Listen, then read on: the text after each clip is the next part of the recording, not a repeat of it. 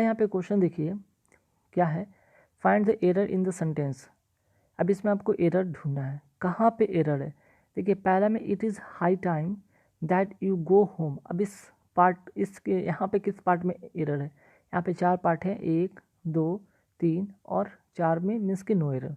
ठीक, अब देखिएगा इट इज़ हाई टाइम, ये जो आपको वर्ड जब दिखे, ठीक, इट इज़ हाई टाइम या इट इज़ टाइम, तो याद रखिए इसके साथ या इसके बाद जो भी वर्ब आएगा, इसके बाद जो भी वर्ब आएगा वो क्या होगा, वर्ब का सेकंड रूप होगा। मीन्स कि यहाँ पे गो नहीं होगा, ठीक है, यहाँ पे गो को काटो और यहाँ पे क्या करना होगा, गो के जगह पे आपको वेंट करना होगा। ठीक, मीन्स कि it is high time that you went home. Okay, it is high time के साथ या इट इज़ टाइम के साथ वर्ब का सेकेंड फॉर्म आता है, इस बात को आप नोट करके रखिएगा। ठीक, चलिए बात है नेक्स्ट क्वेश्चन पे। फर्स्ट क्वेश्चन हो गया, सेकंड क्वेश्चन में आते हैं। Profit is divided between the 5 share holders of the company. अब यहाँ पे आपको देखिएगा कि यहाँ पे बिटवीन का यूज़ किया गया है और यहाँ पे बात की गई 5 शेयर होल्डर्स का। तो याद रखिएगा 2 के लिए हम क्या यूज़ करते हैं, बिटवीन। ठीक, 2 के लिए हम बिटवीन यूज़ करते हैं। ओके, लेकिन मोर देन 2, ठीक है, मोर देन 2 के लिए हम क्या यूज़ करते हैं, एमंग का यूज़ करते हैं, एमंग का है। ठीक, तो यहाँ पे बिटवीन नहीं होगा बल्कि क्या होगा, एमंग होगा। ठीक, चलिए बात है नेक्स्ट क्वेश्चन पे। नेक्स्ट क्वेश्चन क्या है, my furniture has been damage in transit. तो चलिए माई फर्नीचर है, तो फर्नीचर अपने आप में एक सिंगुलर है। ठीक है, ये सिंगुलर होता है, कुछ वर्ड ऐसे होते हैं जो हमेशा सिंगुलर की तरह ट्रीट होते हैं। तो यहाँ पे जो फर्नीचर है आपका सिंगुलर, तो सिंगुलर के लिए हैज़ यहाँ पे बिल्कुल सही है। ठीक, नो डाउट।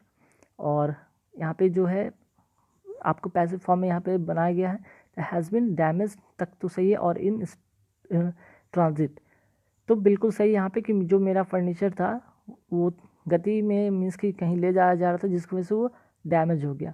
तो आपका इस यहाँ पे सही है, मीन्स कि नो एरर। ठीक, कोई भी एरर इसमें नहीं है। अब आइए नेक्स्ट क्वेश्चन पे। She invited all daughter in laws to grand party last week. अब यहाँ पे किस पार्ट में गलत है, तो यहाँ पे एक वर्ड आपको दिखेगा डॉटर इन लॉज। तो कभी भी ये जो है ना, इस पार्ट में हम एस नहीं लगाते। अगर आपको इसका प्लूरल बनाना है, अगर इसको प्लूरल बनाना है आपको इस पार्ट में एस लगाना होगा। ठीक, आपको जो यहाँ पे देख रहे हैं ये डॉटर्स है या फादर्स है, fathers in law, daughters in law या सिस्टर्स, तो उसमें आपको ये वाले पार्ट में एस लगाना होगा। तो गलती कहाँ पे, डॉटर इन लॉज नहीं होगा बल्कि डॉटर्स। ठीक, डॉटर्स इन लॉ होगा। ठीक, तो देखिए पहला में एक नियम आपको दिखा, दूसरा में सेकंड रूल्स आपने सीखे कि यहाँ पे बिटवीन की जगह एमंग होगा, फर्स्ट में आपको वेंट का यूज़ होगा, मीन सेकंड पार्ट का यूज़ होगा। फोर्थ में आपने सीखा कि डॉटर्स होता है, डॉटर इन लॉज नहीं होता है। ठीक, अब आइए नेक्स्ट क्वेश्चन में क्या है। नेक्स्ट जो क्वेश्चन है कि every boy have to submit the assignment by the evening. अब एवरी से कोई सेंटेंस स्टार्ट हो तो उसके साथ कैसा वर्ब होता है यूज़, सिंगुलर वर्ब का यूज़ होता है। ठीक, तो सिंगुलर के लिए यहाँ पे हैज़ नहीं, हैव नहीं को बल्कि हैज़ का यूज करेंगे। ठीक, चलिए अब आते हैं नेक्स्ट क्वेश्चन पे। द स्टूडेंट्स वर प्लेइंग, ठीक है, द स्टूडेंट वर्स प्लेइंग सही है, बिसाइड्स द स्कूल बिल्डिंग। तो बिसाइड्स और बिसाइड में अंतर है। ठीक, बिसाइड्स मतलब कि, बिसाइड्स मतलब कि इसके अलावा, के अलावा, और बिसाइड मतलब, बिसाइड का मतलब होगा बगल में। ठीक, तो यहाँ पे जो सेंस आपको दे रहा है, यहाँ पे बगल की बात हो रही है। ठीक, कि जो स्टूडेंट वर प्लेइंग, जो स्टूडेंट खेल रहे हैं स्कूल बिल्डिंग के बगल में खेल रहे हैं, तो यहाँ पे बिसाइड्स में एस हटाइए, यहाँ पे बिसाइड होगा। ठीक, बी साइड होगा। चलिए नेक्स्ट क्वेश्चन पे आते हैं हम लोग। I saw portion of manuscript on birds. ठीक, तो देखिए यहाँ पे बात हो रही है आई सॉ, तो यहाँ पे मैन्युस्क्रिप्ट की बात की गई है। तो यहाँ पे मैन्युस्क्रिप्ट जो हस्तलिपि है, तो मैंने देखा, तो यहाँ पे पोर्शन के पहले ए लगाना होगा क्योंकि ये काउंटेबल है। ठीक है, यहाँ पे काउंट करने की बात की गई, तो काउंटेबल की बात की गई, तो यहाँ पे I saw a portion of the manuscript on words. ठीक, तो यहाँ पे आर्टिकल बेस यहाँ पे एरर है, तो आपको 100 के पहले, 100 मीन्स 100 के बाद या पोर्शन के पहले आपको ए लगाना होगा। I saw a portion of manuscript, ठीक। जैसे अ पीस ऑफ ब्रेड, ठीक है। इस तरह से जब हम लिखते हैं तो हमेशा ए का यूज़ करते हैं। ओके, चलिए अब आते हैं नेक्स्ट क्वेश्चन कि the art exhibition is a big hit and they made a lot of profit. अब यहाँ पे किस पार्ट में एरर है? तो देखिए कभी कभी आपका जो है आर्टिकल बेस्ड एरर होगा, कभी आपका जो होगा आपका नाउन, प्रोनाउन, एग्जेक्टिव, वर्ब, और कई बार आपको प्रीपोजिशन, यहाँ कंजंक्शन बेस्ड यहाँ पे एरर। यहाँ पे देखिए the art exhibition is big hit but, यहाँ पे होगा एंड नहीं होगा बल्कि बट होगा। सेंटेंस कहने का मतलब है कि आर्ट एग्जीबिशन जो हुआ, the art exhibition is big hit, एक बिग हिट था, लेकिन they made a lot of profit, ठीक। यहाँ पे जो होगा, ठीक है, तो the art exhibition is a big hit and they made, sorry यहाँ पे ये सही है, ठीक है। यहाँ पे कंजंक्शन से यहाँ पे ध्यान दीजिएगा, यहाँ पे इस पार्ट में गलत नहीं, यहाँ पे मेड आपने देखा, ठीक। The art exhibition is a big hit and they made a lot of profit, तो ये V2 है। अगर ये पार्ट में V2 है तो यहाँ पे भी आपको क्या करना होगा, इज़ नहीं होगा बल्कि यहाँ पे आपको वाज करना होगा, ठीक। तो the art exhibition was a big hit and they made a lot of profit. Exhibition हुआ था और बहुत अच्छा एग्जीबिशन हुआ था, और उससे क्या हुआ, बहुत सारे प्रॉफिट हुए। ओके, चलिए अब आते हैं नेक्स्ट क्वेश्चन पे। It is clear that each of the tricks is a sort of defensive mechanism. चलो सही, ठीक है कि इट इज़ क्लियर सही है, यहाँ पे that each of the tricks is भी सही है कि ईच के साथ इज़ होता है, a sort of defensive mechanism तो सही है, नो एरर, इस पार्ट में कोई भी गलती नहीं है। अब आगे बढ़ते हैं नेक्स्ट क्वेश्चन पे। I had work hard very I had worked very hard on this project and my boss was not satisfied। अब यहाँ पे एक चीज़ हुआ और उसके बदले मीन्स कि जब पास्ट में कोई दो घटना होती है, ठीक, पास्ट में कोई दो घटना हुआ तो एक के घटने के बाद दूसरा उसका असर होता है, ठीक। कि देखिए यहाँ पे I had work very hard, मैंने बहुत मेहनत किया इस प्रोजेक्ट पे और मेरे बॉस मुझसे सेटिस्फाइड नहीं हुए, तो यहाँ पे एंड नहीं होगा बल्कि बट होगा, ठीक। मतलब कि मैंने बहुत इस प्रोजेक्ट पे मेहनत किया लेकिन, तो यहाँ पे सेंटेंस में लेकिन का सेंस दे रहा, तो यहाँ पे but my boss was not satisfied. मैंने इस प्रोजेक्ट में काफ़ी मेहनत किया लेकिन मेरा बॉस था मेरे से सेटिस्फाइड नहीं हुआ, ठीक। आई होप कि यहाँ पे 10 क्वेश्चन आपको क्लियर हो गए होंगे। हमें ये फटाफट फिलर भी यहाँ देख लेते हैं। He was convicted dash manslaughter. Manslaughter का मतलब होता है कि नर हत्या, ठीक, नर हत्या, ठीक है। अब यहाँ पे देखिए ही वॉज कन्विक्टेड, अब प्रीपोजिशन आप क्या फिट करोगे, तो यहाँ पे जो कन्विक्टेड के साथ जो फिक्स प्रीपोजिशन होगा वो होगा आपका ऑफ होगा। तो कई बार याद रखिएगा कुछ फिक्स प्रीपोजिशन है जिसको आप रट लीजिए। ही was convicted of man laughter, मतलब कि कन्विक्टेड ऑफ का मतलब आरोपित होना, ठीक। कन्विक्टेड का मतलब होता है आरोपित होना, ठीक है। चलो यहाँ तक तो हो गया। अब आते हैं नेक्स्ट क्वेश्चन पे। Next question, Sonia disliked eating in the dash restaurant. अब यहाँ पे कहाँ पे एरर होगा, सॉरी एरर की बात करें, यहाँ पे कौन सा वर्ड यहाँ पे जो परफेक्ट फिल होगा। अब देखिए यहाँ पे रेस्टोरेंट क्या है, एक नाउन है, नाउन के लिए हमको क्या चाहिए, अब सोनिया डिसलाइक की है eating in the dash restaurant, तो रेस्टोरेंट कैसा है, तो यहाँ पे एडजेक्टिव एक फिल होना चाहिए, यहाँ पे फिलर के रूप में एडजेक्टिव होना चाहिए, तो आपका एडजेक्टिव कौन सा है, नॉइजी, नॉइजी रेस्टोरेंट होगा यहाँ पे, ठीक। बाकी ना नॉइजली होगा, नॉइसफुल नहीं होगा, नॉइज नहीं होगा, ठीक, नॉइजी रेस्टोरेंट होगा। नेक्स्ट क्वेश्चन पे आता है कि there is a cinema near the station. अब देखिए यहाँ पे क्वेश्चन टैग, ये क्वेश्चन जो है क्वेश्चन टैग वाला क्वेश्चन है। तो देखिए जब आपका सेंटेंस पॉजिटिव में रहे तो क्वेश्चन टैग हमेशा नेगेटिव में बनता है, और नेगेटिव में बनने के लिए आपका क्या होगा, जो यहाँ पे अगर नाउन होगा, नाम होगा, तो उसके बदले नाउन के अनुसार ही आपका ही सी इट जो भी होगा निर्धारित होगा। लेकिन अगर आपका यहाँ पे प्रोनाउन होगा तो वो सेम चीज़ वहाँ पे रहेगा, जैसे अगर ही है तो ही हो जाएगा लास्ट में, अगर उसके बाद सी है तो सी हो जाएगा, इट है तो उट। लेकिन अगर मोहन रहे तो ही, उसके लिए क्या होगा वहाँ पे ही हो, या अगर कोई लड़की है तो शी हो जाएगा, ठीक। तो इस तरह से हम लोग करते हैं।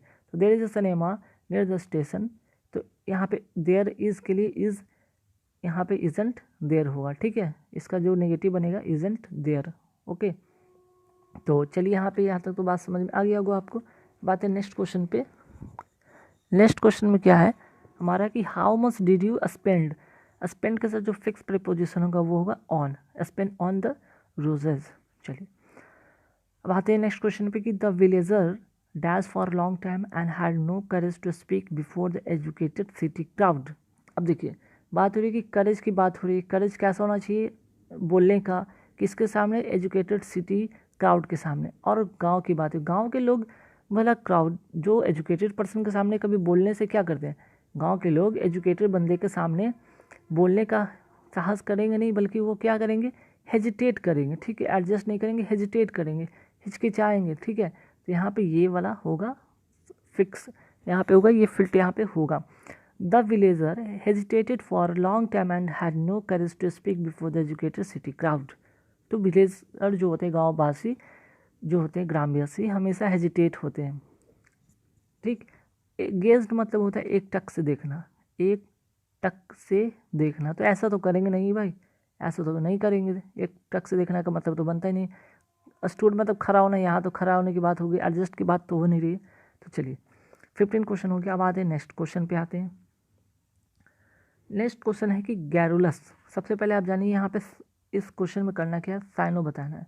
साइनोनिम्स मीन्स की बेस्ट एक्सप्रेस, सेम मीनिंग बताना है। गैरुलस का मतलब होता है, पहले लिख लीजिएगा बातूनी, बातूनी। अब बातूनी में क्या होगा, तो बातूनी का मतलब होता है बहुत ज़्यादा बोलने वाला, ठीक। तो ना तो कॉन्फिडेंट होगा, ना ही क्वारलसम होगा, झगड़ालू तो होगा नहीं, ठीक। अच्छा, आर्टिकुलेट का बात अगर यहाँ पे करें तो बोलने में प्रभावशाली। अगर आप ऐसा स्पीच दी जिससे कि लोगों को प्रभावित हुआ, तो बातूनी वाला व्यक्ति कोई किसी को प्रभावित हो नहीं करता, तो बक बक करके किसी का दिमाग ख़राब करता है। तो यहाँ पे जो होगा टॉकेटिव होगा, ठीक। तो कहीं ना बातूनी एक निगेटिव सेंस ही देता है, और टॉकेटिव यहाँ पे यहाँ होगा सैनो, ठीक। अब ये अल्टरनेट की बात करते हैं। अल्टरनेट मतलब होता है क्या भाई, अल्टरनेट मतलब बदलाव, ठीक है। अल्टरनेट मतलब बदलाव या बदला हुआ, ठीक, चेंज, इसको कहते हैं चेंज। तो अल्टरनेटिव का जो होगा, अल्टरनेटिव का होगा वो क्या होगा, इसका जो सही साइन होगा वो होगा चेंज, ठीक। अगर बात करें बाटर, BARTER, बाटर का मतलब होता है कि एक वस्तु से दूसरे वस्तु से अदला बदली करना, ठीक, अदला बदली करना। तो यहाँ पे ये चीज़ अल्टरनेटिव का मतलब ये नहीं होता कि एक वस्तु से चेंज करने की बात हो। अल्टरनेटिव मतलब जनरल सेंस में होता है किसी चीज़ को चेंज, अल्टरनेटिव या बदलाव या बदला, ठीक है, चेंज। ओके, आते हैं 18 पे। 18 में क्या है कि ऑडेसियस। ऑडेसियस का मतलब होता है क्या है, साहसी। ऑडेसियस का मतलब होता है साहसी। अब साहसी का साइनो क्या होगा, बोल्ड, ठीक। ना तो किंग होगा, ना तो कोबार्डली होगा। कोबार्डली का मतलब होता है डरपोक, है ना, डरपोक। क्रूएल मतलब क्रूर, तो ये तो होगा नहीं, तो सही मीनिंग होगा बोल्ड, ठीक। अब ये डिस्ट्रक्टिव। डिस्ट्रक्टिव का मतलब क्या होता है, विध्वंस, विध्वंस, विध्वंसकारी, विनाशकारी, विनाशकारी, ठीक। तो इसका मतलब जो होगा डैमेजिंग होगा। डिस्ट्रक्टिव मतलब डैमेजिंग। अपैथेटिक मतलब जो होगा यहाँ पे अपैथेटिक, अपैथेटिक मतलब क्या होता है, उदासीन, उदासीन होता है, तो ये तो होगा नहीं। पेंसिव का मतलब होता है उदास। ट्रबलसम का मतलब होता है परेशानी, कोई मुश्किल, ठीक। तो डिस्ट्रक्टिव का मतलब होता है विध्वंसकारी, डैमेजिंग होगा, ठीक। अब ये नेक्स्ट क्वेश्चन पे। नेक्स्ट क्वेश्चन है रिपग्नेंस। रिपग्नेंस मतलब होता है विभाजन, विभाजन या फिर इसको कहेंगे विखंडन, ठीक। तो इसका जो मीनिंग होगा वो यहाँ पे बात हो रही कि क्या होगा, सॉरी ये इसका मैंने लिख दिया, फ्रेगमेंटेशन का मैंने लिख दिया, ठीक है। यहाँ पे थोड़ा सी एक चीज़ सही कर लीजिएगा, ये फ्रेगमेंटेशन का हो गया। रिपग्नेंस का मतलब होता है कि घृणा, ठीक। रिपग्नेंस का मतलब घृणा होता है।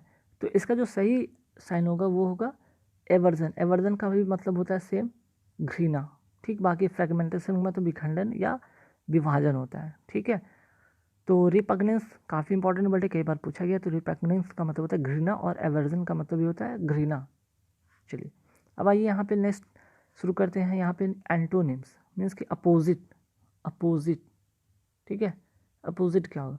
अब माइजरी का मतलब होता है दुख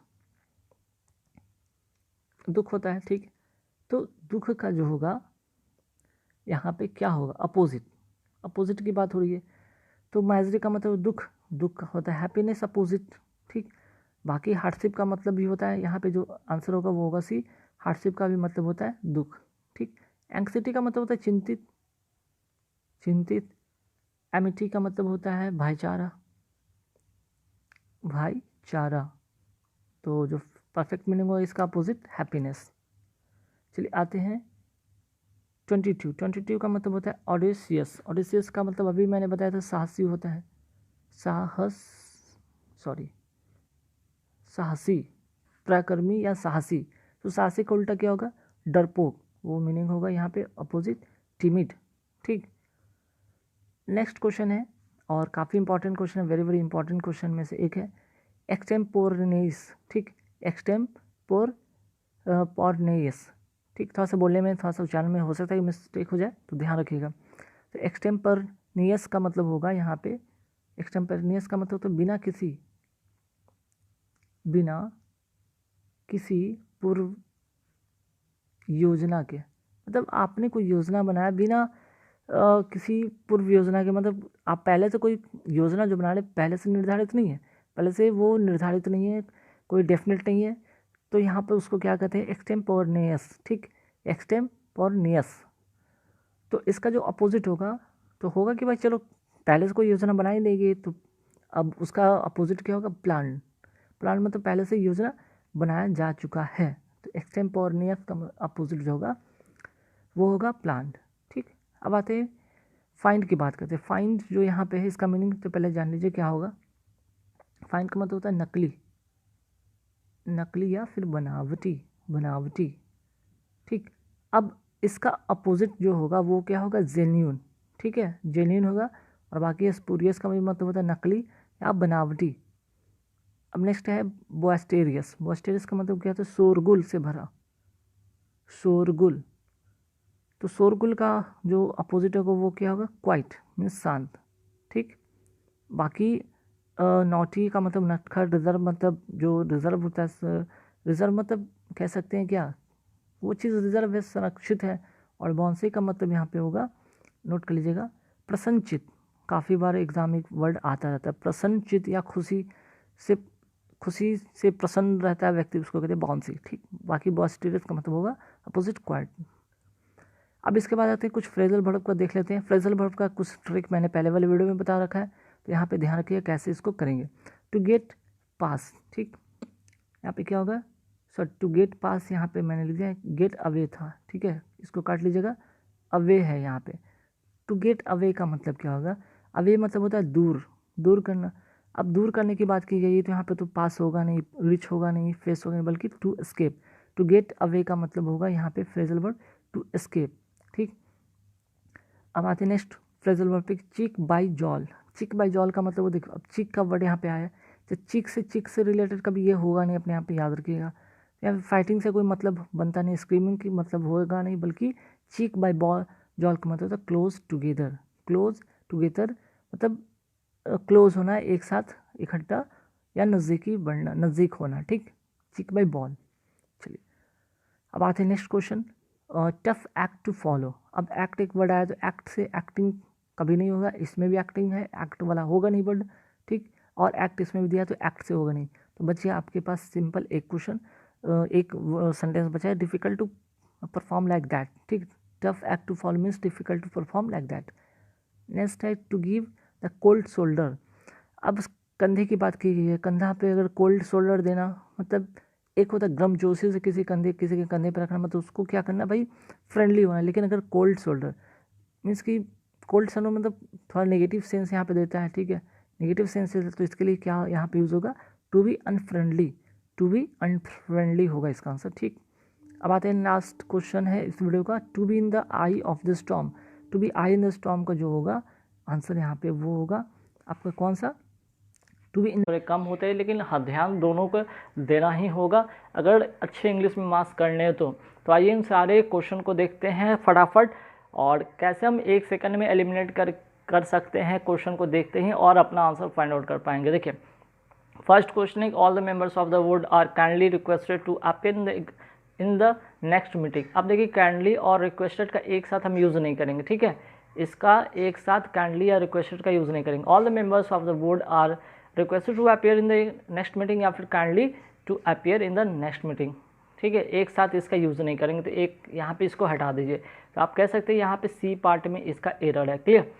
नेक्स्ट जो क्वेश्चन है कि Pakistan support to the terrorist of India should be university commandment by all, condemned by all. ठीक, अब देख लीजिए यहाँ पे कहाँ पे मिस्टेक है या फिर कहाँ पे गलती है। तो देखिए Pakistan support to the terrorist of India should be, यहाँ पे यूनिवर्सिटी लिखा गया, यहाँ पे गलती है, यहाँ पे यूनिवर्सली होगा, ठीक है, यहाँ पे ठीक कर लीजिएगा, यहाँ पे यूनिवर्सिटी की जगह पे यूनिवर्सली था, ठीक है, यूनिवर्सली है।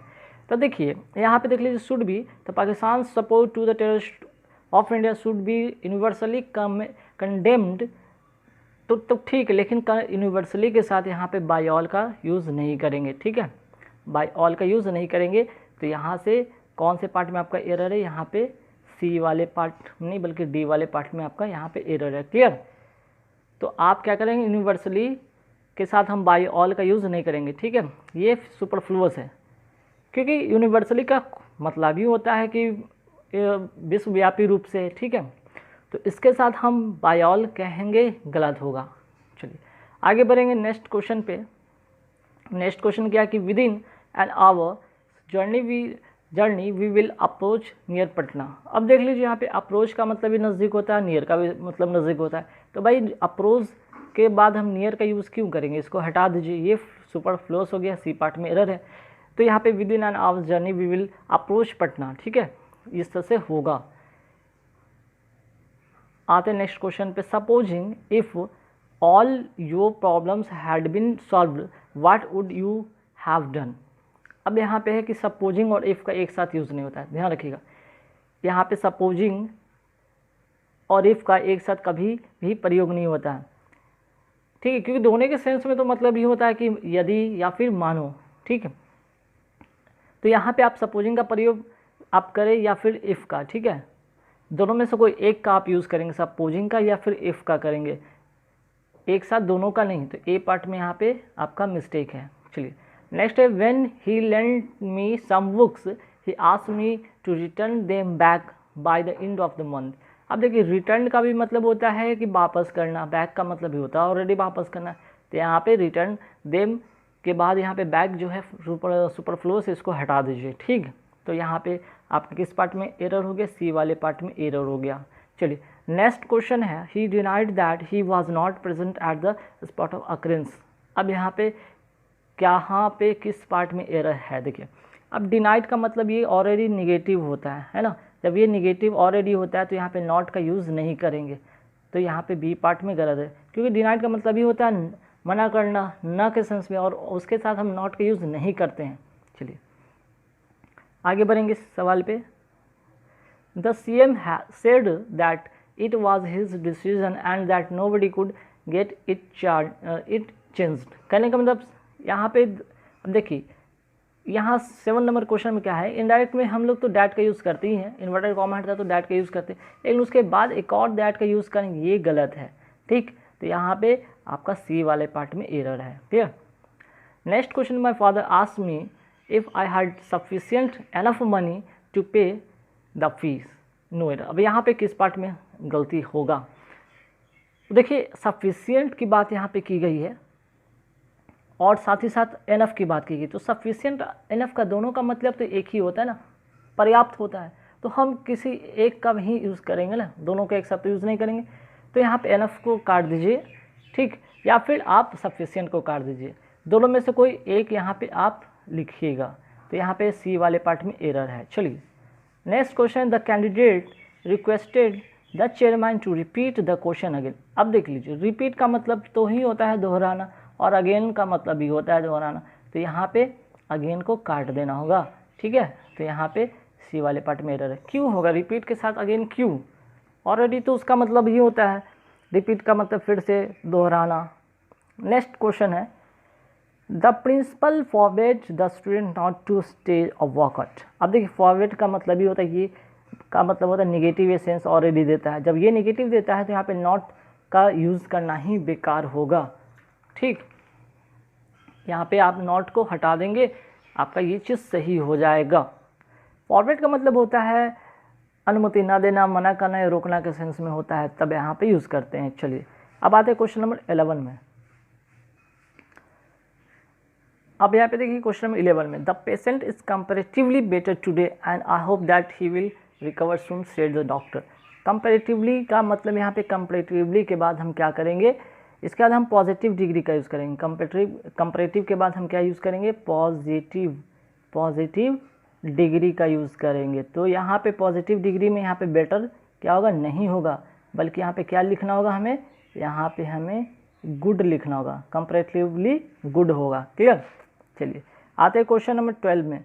Cousin sister of the chairman said that she would like to succeed him when his term expired. अब देखिए कज़न और सिस्टर, कज़न का मतलब ही होता है कि आपका चचेरा,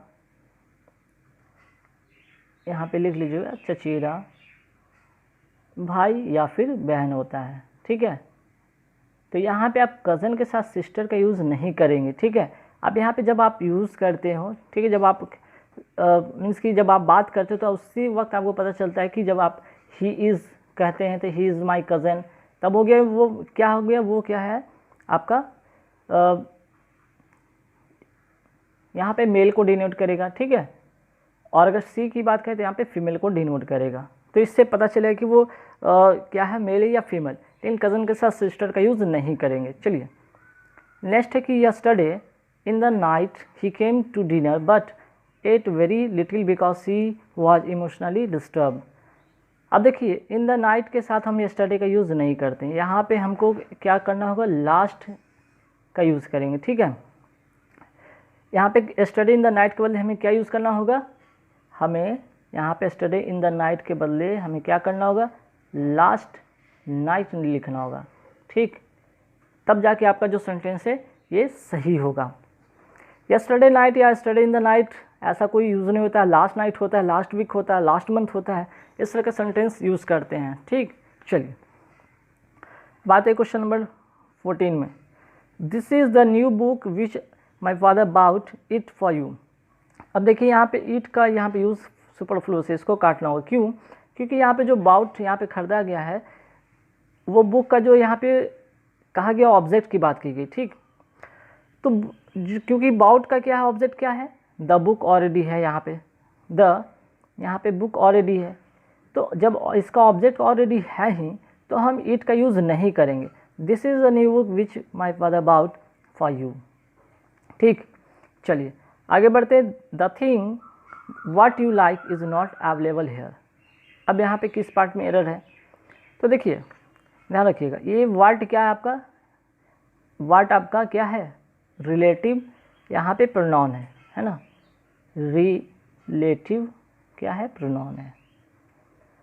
और रिलेटिव प्रोनाउन वर्ड से ये क्या पता चलता है, इसका एंटीसीडेंट जो होता है, एंटीसीडेंट जो होता है ये ऑलरेडी क्या होता है, छिपा रहता है। ठीक है, तो एंटीसीडेंट से मीन्स कि किसी स्पष्ट एंटीसीडेंट का क्या होता है ये बताता नहीं। एंटीसीडेंट जो उसका वर्ड ऑलरेडी है, एंटीसीडेंट जो छिपा हुआ होता है ये डायरेक्टली आपको रेफर नहीं करेगा। तो आपको करना क्या होगा, वर्ड के बदले हमें क्या करना होगा, यहाँ पे इसको काट कर हमें यहाँ पे विच का यूज करना होगा। Clear, the thing which you like is not available here. Okay, चलिए आगे बढ़ेंगे।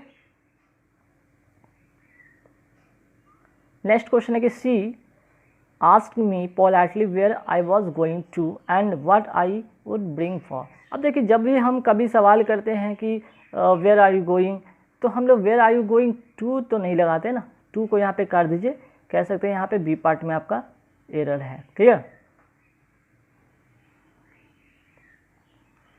चलिए अच्छा इसके फर्स्ट वाले क्वेश्चन में एक और देख लीजिए ध्यान से। तो यहाँ पे वर्ड को यहाँ पे हटाकर क्या करना होगा, या तो विच आप करिए, ठीक है, ये कीजिए, ठीक है, या फिर आपको द थिंग को ही हटाना पड़ेगा, ध्यान रखिएगा। चलिए नेक्स्ट क्वेश्चन है कि 17 में कि in Delhi he came across with many of his friends who had settled here. अब देखिए ही केम अक्रॉस मतलब अचानक मिलना, मुलाकात होना, इसका कहीं यूज़ होता है, ठीक है। अचानक मिलना या मुलाकात होना को ही कहते हैं कम अक्रॉस। इसके साथ अगर हम बात करें यहाँ पे विद का, तो विद यहाँ पे आपका सुपरफ्लूअस है, इसको काटना होगा, ठीक। चलिए नेक्स्ट है कि probably bye the end of the year he will leave for the USA with bag and baggage. अब देखिए बैग एंड बैगेज क्या है, एक इडियम है। इडियम अगर है तो इडियम अपने साथ इसके पहले क्या होगा, ये जो है आपका क्या है, ये जो यहाँ पे है विद वह नहीं लगेगा, ठीक। इसके पहले विद नहीं लगेगा, क्लियर। इसको हटा देना होगा, इडियम के पहले आपको विद का यूज नहीं करना है।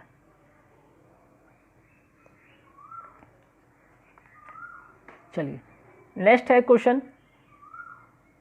तो देखिए क्वेश्चन नंबर 19 में क्या कि this idea of chief minister has surprised the intellectual to a great extent. अब देखिए this idea of chief minister, यहाँ पे एस जो है यहाँ पे हटाना पड़ेगा, ए पार्ट में गलती है। क्यों, ध्यान रखिएगा, जब हम a plus noun plus of plus n रहा तब यहाँ पे एस का यूज़ करेंगे, लेकिन दिस रहे या दैट रहे, ठीक है, या दीज रहे या दोज रहे, तब हम क्या करेंगे, नाउन तो होगा, ऑफ भी होगा और सिर्फ नाउन होगा, यहाँ पे एस नहीं होगा, ठीक। इस तरह से स्ट्रक्चर आपको बनाना होगा। आते क्वेश्चन में 20 में क्या है कि two recent incidents amply illustrate about the present political condition of the country. अब 20 में क्या एरर है, तो यहाँ पे अबाउट जो होगा यहाँ पे नहीं होगा, ठीक है, अबाउट सुपरफ्लूअस है, ठीक, क्योंकि जो यहाँ पे इलस्ट्रेट है या डिस्क्राइब के बाद सीधे ऑब्जेक्ट आता है, ठीक है।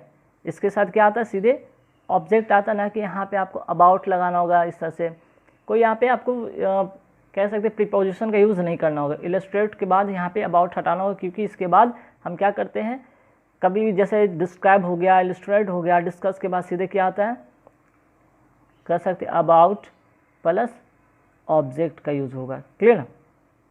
नेक्स्ट क्वेश्चन है perhaps we must wait for quieter times before the claims of civilisation can again override over the claims of the party spirit. देखिए यहाँ पे कैन अगेन, ओवरराइड के साथ ओवर ऑलरेडी यहाँ पे था, ओवरराइड ऑलरेडी यहाँ था, तो ओवर यहाँ पे सुपरफ्लूअस से यहाँ पे हटाना होगा, और यहाँ पे कह सकते कि सी पार्ट में आपका एरर है, क्लियर।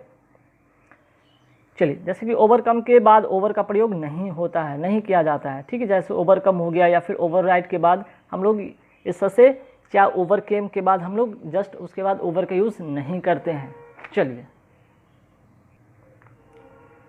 तो देखिए यहाँ पे नेक्स्ट क्वेश्चन कि throughout the whole year there was not a single day without some violence. अब थ्रू आउट है, थ्रू आउट द ईयर, ठीक है, या तो आप थ्रू आउट द ईयर लिखिए, ये सही होगा, या फिर आपको होल ईयर लिखना होगा, ये सही होगा। एक साथ throughout the whole year कहना गलत होगा, चाहे तो आपको होल ईयर यहाँ पे लिखना होगा, ये सही, या फिर आपको थ्रू, ठीक है, थ्रू आउट द ईयर लिखना होगा, ये तब सही होगा, ठीक। तो यहाँ पे ए पार्ट में आपका एरर है, क्लियर। चलिए अब आते हैं 23 में। 23 में क्या है, the reason why most of the people commit crime is because they have not been properly educated. The reason और इसके साथ बिकॉज, क्योंकि ऑलरेडी रीज़न तो कारण बताता है, उसके साथ फिर कारण लगाना, तो ये चीज़ गलत है, यहाँ पे आपको हटाना होगा। द रीज़न के साथ यहाँ पे बिकॉज का यूज़ नहीं करेंगे, द रीज़न के साथ बिकॉज का यूज़ नहीं करेंगे। चलिए next question, many peoples don't hardly known about the real factors that have led the state to so many crises। अब देखिए यहाँ पे ध्यान रखिएगा, हार्डली तो ऑलरेडी निगेटिव देता है, हार्डली ये तो ऑलरेडी क्या है, निगेटिव है। अगर ये निगेटिव ऑलरेडी है तो यहाँ पे डोंट का यूज़ हम लोग नहीं करेंगे, डोंट का यूज़ हम लोग नहीं करेंगे, क्योंकि हार्डली ऑलरेडी निगेटिव है, निगेटिव के साथ नॉट का यूज़ नहीं करेंगे। नेक्स्ट है, they were quite alright when they started arguing with the so called officer. अब देखिए नेक्स्ट यहाँ क्या है, यहाँ पे आपको क्वाइट को हटाना होगा, ठीक है, या फिर आपको ऑल को हटाना होगा, दो में से एक चीज़ करना होगा, या तो क्वाइट, यहाँ पे आपका जो है क्वाइट ऑल गलती है, यहाँ पे क्वाइट को हटाना पड़ेगा, ऑल राइट, या फिर ऑल को हटाना पड़ेगा, ठीक है। तो ऑल राइट हो सकता है यहाँ पे, या क्वाइट राइट, यहाँ पे ऐसे कर सकते हैं कि यहाँ पे ऑल को हटाना पड़ेगा या फिर क्वाइट, यहाँ पे आपको क्वाइट को हटाना पड़ेगा या फिर ऑल को। अगर क्वाइट को हटाते हैं तो यहाँ पे ऑल राइट होगा, ऑल को हटाते हैं तो क्वाइट राइट यहाँ पे सही होगा, या फिर आप ऐसे इसको लिख सकते हैं ऑल राइट, ये दोनों में से कोई एक सही होगा, एक साथ ये चीज़ गलत है, ठीक है। चलिए 26 में आते हैं। They stayed in Kashmir for a very short period of time and then they return home Noida. अब देखिए यहाँ पे किस पार्ट में करती है, आपको फॉर अ शॉर्ट पीरियड आप सही लिख सकते हैं, फॉर अ शॉर्ट पीरियड आप लिखें, ये सही होगा, या फिर फॉर अ शॉर्ट टाइम लिखे, ये सही होगा। यहाँ पे आपको ऑफ टाइम काटना होगा, ठीक है, ये चीज़ गलती होगा। A very short period and then they return home, ये चीज़ सही है कि फॉर अ शॉर्ट पीरियड तक सही है, या फिर फॉर अ शॉर्ट टाइम हो सकता है, फॉर अ शॉर्ट टाइम हम कर सकते हैं, तब यहाँ पे क्या करना होगा, हमको पीरियड को हटाना होगा, क्लियर। ऑफ टाइम यहाँ पे एलिमिनेट करना होगा। नेक्स्ट है कि 27 में आते हैं। 27 में क्या है, ध्यान दीजिएगा, 27 में देखिएगा कि क्या है कि she reimburse back the money which I had spend during our journey to Kathmandu. अब देखिए यहाँ पे रिम्बर्स का मतलब ही होता है क्या, बैक, ठीक है, रिसीड इसको कहते हैं, रिसीड मतलब पीछे हटना, ठीक है।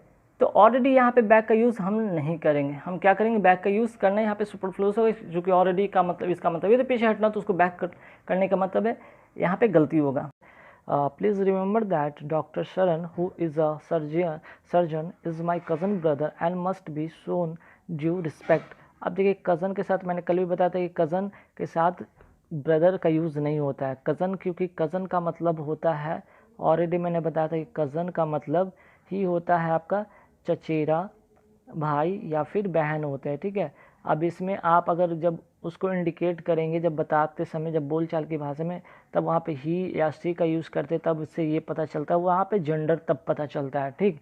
तो कज़न के साथ कभी भी सिस्टर या कज़न सिस्टर, कज़न ब्रदर नहीं लगाएंगे, हमेशा कज़न से ही पता चलता है कि वो चचेरा भाई या बहन है। जब आप बोलने के दरमियान वहाँ पे आपका जेंडर पता चल जाएगा। चलिए अब आगे बढ़ते हैं नेक्स्ट क्वेश्चन पे कि I took a days leave to attend a dear departed friends funeral service which was to conducted by his family priest. अब देखिए फनरल और यहाँ पे सर्विस, ठीक है, फ्यूनरल जिसको पढ़ते हैं, ठीक है, फ्यूनरल या सर्विस, तो फ्यूनरल के साथ सर्विस का यूज़ नहीं होता, क्योंकि यहाँ पे सर्विस का प्रयोग करना बेकार होगा, क्योंकि फ्यूनरल क्या है, अपने आप में क्या है, ये अपने आप में एक सर्विस है, एक सेवा है, ठीक है, ये अपने आप में एक सर्विस है, ये सेवा है, तो फिर हम यहाँ पे क्यों करेंगे, ठीक है, अपने आप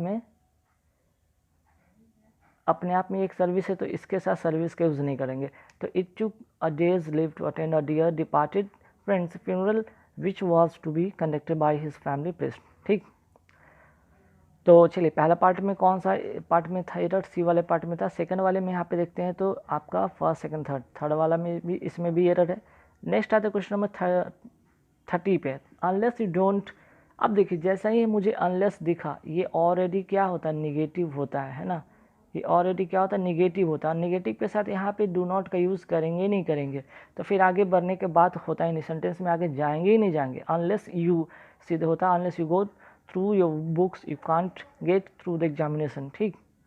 नेक्स्ट है, आगे बढ़ते हैं 31 पे आते हैं। The last project of the company was equally as successful as the first project. अब देखिए एज सक्सेसफुल, एज का यहाँ पे कंपैरिजन ऑलरेडी बता रहा है, ठीक है, उतना सफल जितना, तो इससे ऑलरेडी पता चल रहा था इक्वली का यहाँ पे बात करना गलत होगा, इक्वली यहाँ पे हटा दीजिए। The last project of the company was as successful as a first project, मतलब जितना पहला वाला सक्सेसफुल, जितना पहला वाला था उतना ही यहाँ पे कहा जा रहा है कि बाद वाला जो है आपका, जो लास्ट वाला भी है वो भी सक्सेसफुल था, ठीक है। यहाँ पे इक्वली करने की ज़रूरत नहीं है। आगे बढ़ेंगे। Next, he wanted to know whether it was the right and proper thing to do. अब देखिए यहाँ पे राइट भी है और प्रॉपर भी है, एक साथ नहीं लगाएंगे, चाहे तो ये आप कर लो, ठीक है, या आप ये प्रॉपर लगाओ, कोई एक लगाना होगा। He wanted to know whether it was the right thing to do, एक चीज़ होगा, या तो ये आपको लगाना होगा, ठीक है, या सेकंड अगर आपको इसको हटाकर आप प्रॉपर का यूज कर सकते हैं, दोनों में से कोई एक, ठीक है, दोनों में से कोई एक का यूज कर सकते हैं। आगे बढ़ेंगे। Next, the English teacher said that we should work regularly if we wanted to improve our English. अब 33 में कहाँ पे एरर, देखिए ये बहुत ही इंटरेस्टिंग चीज़ है यहाँ पे, द इंग्लिश टीचर। देखिए द इंग्लिश टीचर का मतलब क्या हो गया यहाँ पे, अंग्रेजी की बात करें, अंग्रेजी कोई शिक्षक होगा, ठीक है ना, जो कि चाहे तो वो अमेरिकन होगा, उसको हम लोग क्या करते हैं, अंग्रेजी शिक्षक कहते हैं, या ब्रिटेनियन। लेकिन यहाँ पे बात क्या गया, यहाँ पे the English teacher said that we should work regularly if we wanted to improve our English.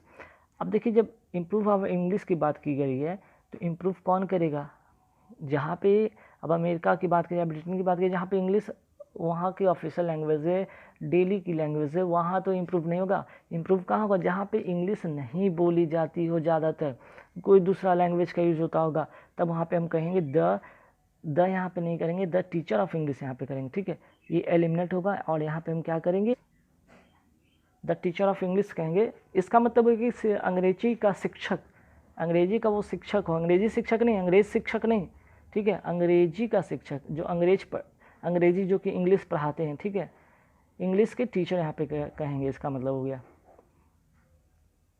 अंग्रेजी के शिक्षक। ध्यान रखिए बहुत इंपॉर्टेंट है, द इंग्लिश टीचर करने का मतलब कोई इंग्लिश टीचर होगा, लेकिन द टीचर ऑफ इंग्लिश करने का मतलब वो जो कि हो सकता है हिंदी या कोई अन्य भाषा से रिलेट करता हो और वो इंग्लिश पढ़ाता हो, ठीक है। चलिए नेक्स्ट है कि one of my best friends is in the teaching line. अब देखिए टीचिंग लाइन यहाँ पे कहना गलत होगा, टीचिंग लाइन नहीं होता, यहाँ पे टीचिंग लाइन की जगह पे आप क्या यूज़ करेंगे, यहाँ पे आपको प्रोफेशन का यूज़ करना होगा। क्लियर, आपको क्या करना होगा, यहाँ पे प्रोफेशन का यूज़ करना होगा, तो आप यहाँ पे क्या लिख लेंगे, प्रोफेशन, ठीक है। तो यहाँ पे one of the my best friend is in the teaching profession and lives abroad, ठीक है, ये चीज़ यहाँ पे हटा देना है। नेक्स्ट है कि आपका now a days he is living in foreign but his parents still live in India. कहने मतलब कि आजकल वो क्या होता है, फॉरेन में रहता है लेकिन उसके माता पिता कहाँ रहते हैं, इंडिया में रहते हैं। तो देखिए लिविंग इन फॉरेन की जगह पे आप यहाँ पे क्या सकते हैं, अब्रोड का यूज कर सकते हैं, जो कि ज़्यादा अच्छा रहेगा, अब्रोड का, ठीक है। यहाँ पे क्या यूज़ करेंगे, आप फॉरेन की जगह पे आप अब्रोड का यूज़ कर लेंगे तो ज़्यादा अच्छा होगा। वैसे इसका यूज़ होता है, फॉरेन का भी यूज़ करते हैं, ठीक है, ऐसा नहीं है कि इन फॉरेन नहीं हो सकता है, लेकिन इन फॉरेन के बदले आपको अब्रोड करेंगे, ठीक है, क्योंकि स्टैंडर्ड इंग्लिश में ये ज़्यादा अच्छा यूज़ माना जाता है। क्लियर, आगे बढ़ते हैं next question. According to me average students of English literature must read all the best tragedies of Shakespeare. Clear, अब यहाँ पे क्या होगा, अकॉर्डिंग टू, यहाँ पे बताइए अकॉर्डिंग टू मी के बदले हमें क्या करना होगा, इसको हटाना होगा और यहाँ पे क्या लिखना, इन माई ओपिनियन, ठीक है, इसके जगह पे हमें लिखना होगा इन माई ओपिनियन, ये चीज़ सही होगा, इन माई ओपिनियन, ठीक है, इन माई ओपिनियन का होगा सही यूज़। देखिए याद रखिएगा कि अकॉर्डिंग टू का जो होता है यूज़ फर्स्ट पर्सन के साथ अच्छा नहीं समझा जाता है, ठीक है। यहाँ पे जो देख रहे हैं, यहाँ पे मी, यहाँ पे जो है क्या है, यहाँ पे फर्स्ट पर्सन है, ठीक है, और अकॉर्डिंग टू मी के बदले आपको इन माई ओपिनियन या फिर अकॉर्डिंग टू अस के बदले हमें इन आ ओपिनियन का प्रयोग बेहतर समझा जाएगा, ठीक है। क्लियर हो गया, तो यहाँ पे इस कहने का मतलब तो इन माई ओपिनियन का जो यूज़ होगा अकॉर्डिंग, क्योंकि अकॉर्डिंग टू मी के बदले हमें इन माई ओपिनियन करना होगा, क्योंकि अकॉर्डिंग टू का अभी मैंने बताया कि यूज़ क्या होगा, फर्स्ट पर्सन के साथ अच्छा नहीं समझा जाता, बस इसलिए, ठीक है। चलिए अकॉर्डिंग टू का यहाँ पे यूज़ हम फर्स्ट पर्सन के साथ नहीं करते हैं, इसलिए बेकार समझा जाता है फर्स्ट पर्सन के लिए। In my opinion we had to wait for the British to promote the development of our hill station, है ना। 37 में क्या चीज़ यहाँ पे होना चाहिए जो कि ज़्यादा सुटेबल होगा, तो देखिए यहाँ पे टू की बात किया गया है ना, यहाँ पे कहा गया है यहाँ पे क्वेश्चन, ठीक है, टू यहाँ जो लिखा गया है, जैसे कि क्योंकि व्हाट का जब यहाँ पे व्हाट का यूज़ कहा गया, देखिए व्हाट यहाँ पे यूज़ किया गया। अब व्हाट है क्या भाई, यहाँ पे जाने तो व्हाट है क्या, एक रिलेटिव, रिलेटिव क्या है, प्रोनाउन है ना, रिलेटिव प्रोनाउन है। तो टू का प्रयोग यहाँ पे हम नहीं करेंगे, है ना, क्यों, क्योंकि जो व्हाट का जब यूज़ हम रिलेटिव प्रोनाउन की तरह करते हैं तो इसके पहले प्रीपोजिशन या फिर एंटीसीडेंट आदि जो भी का होता है यूज़ नहीं करते हैं। तो व्हाट के पहले, व्हाट एक रिलेटिव प्रोनाउन है और इसके पहले हम क्या यूज़ नहीं करते हैं, रिलेटिव प्रोनाउन के पहले एंटीसीडेंट या फिर हम एज अ प्रीपोजिशन की तरह हम यूज़ नहीं करेंगे, ठीक है, क्लियर। नेक्स्ट जो है आपका all his family members are working on some of the prestigious post. अब देखिए ऑल हिज फैमिली मेम्बर्स, यहाँ पे आपको इसको हटाना होगा, ठीक है, all the members of his family करना होगा, इसको ऑल हिज मेंबर फैमिली काटना होगा, इसके जगह पे क्या लिखना होगा, ऑल, ठीक है, ऑल द मेंबर्स ऑफ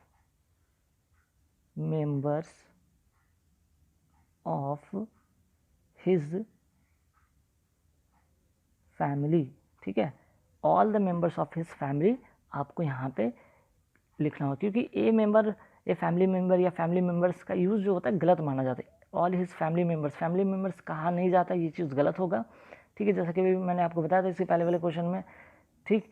तो इसी तरह यहाँ पे फैमिली मेम्बर को use all his family members एक साथ का यूज़ नहीं करते हैं, इसलिए हमें all the members of his family यहाँ पे लिखना होगा।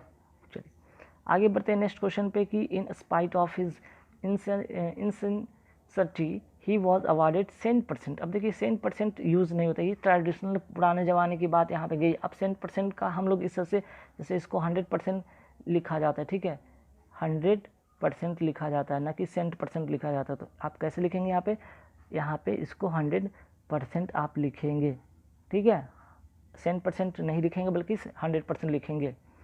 आगे बढ़ते हैं, नेक्स्ट क्वेश्चन है कि the passing marks in this paper are 33 but you have got just 30। अब देखिए पासिंग मार्क्स, यहाँ पासिंग मार्क्स नहीं होता है, ध्यान रखिएगा, पासिंग मार्क्स नहीं होता बल्कि हम क्या बोलते हैं, पास मार्क्स होता है, ठीक है ना, पास मार्क्स का यूज़ होता है। तो पासिंग मार्क्स यहाँ पे एलिमिनेट कर देंगे, क्लियर।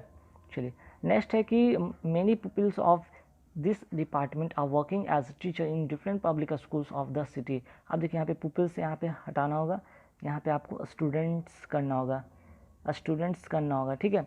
दोनों में डिफरेंस क्या है, देखिए दोनों में डिफरेंस है कि पुपिल्स का मतलब जो होता है ना, ध्यान रखिएगा, पुपिल्स का मतलब होता है कि कोई मतलब सिर्फ शिक्षा प्राप्त करता है, सिर्फ यहाँ पे शिक्षा ये प्राप्त करेगा, ठीक है, ये देगा नहीं बल्कि सिर्फ शिक्षा प्राप्त करेगा। लेकिन ये जो है ना, शिक्षा देगा भी और प्राप्त भी कर सकता है, इसमें दोनों कंडीशन है, शिक्षा देगा भी और स्टूडेंट यहाँ पे यूज़ करेंगे तो यहाँ पे प्राप्त भी करेगा, ठीक है। स्टूडेंट का अर्थ है चाहे तो जो पढ़ने या पढ़ाने का काम करता है, पढ़ने या यहाँ पे कैसे चाहे तो शिक्षा देगा या तो शिक्षा ग्रहण करेगा, दोनों के सेंस में होता है, इसलिए यहाँ पे मेनी स्टूडेंट्स की बात यहाँ पे करना जाहिर से सही बात होगा। चलिए नेक्स्ट है each competitor tried his best to defeat the one another. यहाँ पे ध्यान रखिएगा, वन अनदर के पहले आपको यहाँ पे वन हटाना होगा, ठीक है, यहाँ पे वन अनदर को यहाँ पे हटाना होगा, ठीक है, वन अनदर को यहाँ पे हटाना होगा, बल्कि यहाँ पे क्या लिखना होगा, सिर्फ अदर लिखना होगा, ठीक, क्योंकि ईच के बाद अदर का यूज़ होता है, ईच के बाद देखिए ईच के बाद किसका यूज होता है, अदर का यूज होता है, इसलिए हम यहाँ पे ईच वन अनदर नहीं करेंगे, ईच अदर करेंगे, ठीक। चलिए आगे बढ़ते हैं नेक्स्ट क्वेश्चन पे, as my neighbours are very cooperative don't feel any difficulty. अब देखिए एज माई नेबरर्स है यहाँ पे लिखा हुआ, नेबरर्स कोई वर्ड होता नहीं, आपको इसके लिए नेवर लिखना होगा, NEIGHBOUR लिखना होगा, ठीक है, यहाँ पे क्या लिखना होगा, एज माई नेबर्स करना होगा, नेबरस गलत होगा, ये सही है, ठीक है। चलिए आगे है, नेक्स्ट है कि ही रैन, देखिए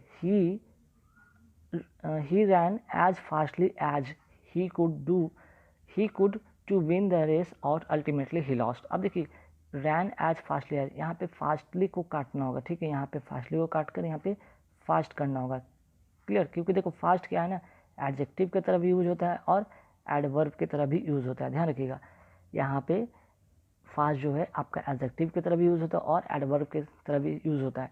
इसमें हम ly जोड़कर यहाँ पे इस से हम यूज़ नहीं कर सकते हैं, ठीक है। तो हम इसके साथ ly यूज़ नहीं करेंगे, ये गलत होगा, क्योंकि ऑलरेडी एडजेक्टिव में फास्ट का यूज़ करते हैं और एडवर्ब में हम उसको फास्ट ही लिखते हैं, ना कि फास्टली लिखते हैं, ठीक है। पॉजिटिव यहाँ पे देख लीजिए, एज पॉजिटिव डिग्री का क्या बात हो रहा है, तो यहाँ पे कॉम्पैरेटिव का यहाँ पे ly लगा कर यूज़ करेंगे भी नहीं, ऐसे भी नहीं और वैसे भी नहीं, ध्यान रखिएगा, ठीक है। जैसे यहाँ पे अगर हम एग्जाम्पल लिख लें, अगर फास्ट की बात करें तो फास्ट रनर, ठीक है। तो फास्ट रनर में यहाँ देख लीजिए ये क्या है, ये अगर नाउन है, ठीक है, तो यहाँ पे ये क्या हो रहा है, एडजेक्टिव है, ठीक है। अगर इसी तरह हम एक एग्जांपल लिख लेते तो रन फास्ट, ठीक है, रन फास्ट, तो ये क्या हो जाएगा आपका, यहाँ पे ये वर्ब हो जाएगा और ये फास्ट क्या हो जाएगा, यहाँ पे तब एडवर्ब हो जाएगा, ठीक है, एडवर्ब हो जाएगा, ठीक है। यहाँ पे देख लीजिए, वर्ब के बाद आया तो एडवर्ब और नाउन से पहले आया तो एडजेक्टिव, इसी तरह यहाँ पे यूज़ होगा। चलिए आगे क्वेश्चन है कि both of them have not turn up in the code. 45 में देखना है कि कहाँ पे मिस्टेक होगा, ठीक है। तो देखिए यहाँ पे इस जो सेंटेंस की यहाँ पे बात की गई है 45 वाले में, यहाँ पे कहीं पे भी कोई एरर नहीं है, बोथ ऑफ देम, ठीक है, प्लोरल यहाँ पे होगा, सही है, not turn up in the court, ये नो एरर का है, सही है, ठीक है। नेक्स्ट है कि he put his sign at the foot of the letter and posted it without delay, कहाँ पे गलती होगा। अब देखिए ही पुट हिज साइन, ध्यान रखिएगा साइन और सिग्नेचर में दोनों में फ़र्क होता है, ठीक है। साइन की अगर बात करें तो ये वर्ब की तरह यूज़ होता है, ठीक है, ये वर्ब की तरह यूज़ होता है, लेकिन हमें हिज यहाँ पे क्या है, देखिए प्रोनाउन है, ये क्या है प्रोनाउन, और प्रोनाउन कैसा है, तो यहाँ पे एडजेक्टिव जो होता है ना, यहाँ पे कह सकते हैं कि एडजेक्टिव की जो प्रोनाउन है एडजेक्टिव की तरह यहाँ पे यूज़ हो रहा है, ठीक। तो यहाँ पे क्या हो रहा है आपका, यहाँ पे कह सकते हैं पॉजेसिव एडजेक्टिव की तरह यहाँ पे ट्रीट हो रहा है। हिज क्या है यहाँ पे एक पॉजेसिव एडजेक्टिव की तरह ट्रीट है, तो पॉजेसिव एडजेक्टिव के बाद हमें क्या आना चाहिए था, एक यहाँ पे हमको नाउन चाहिए था ना, पॉजेसिव एडजेक्टिव की बात करें तो हमें क्या चाहिए था, एक नाउन चाहिए था, और नाउन यहाँ पे कब बनेगा, जब हम यहाँ पे सिग्नेचर लिखेंगे तो, ठीक है, जब हम क्या लिखेंगे, सिग्नेचर लिखेंगे तो होगा, ठीक है। ध्यान रखिएगा यहाँ पे क्या लिखेंगे, सिग्नेचर, क्लियर।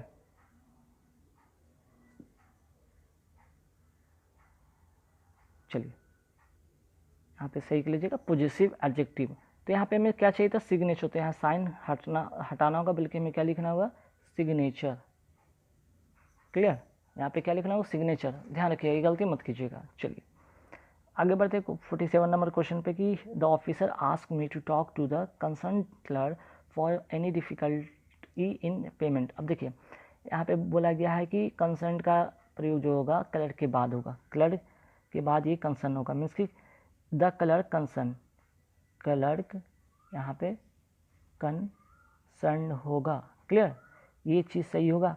ध्यान रखिएगा क्यों, देखिए दोनों में फ़र्क क्या है, यहाँ पे अगर द कंसर्न क्लर्क की बात करें तो यहाँ पे सिर्फ किरानी होगा, लेकिन जबकि द क्लर्क कंसर्न की बात करें तो संबंधित किरानी होता है, ठीक है, संबंधित किरानी है ना।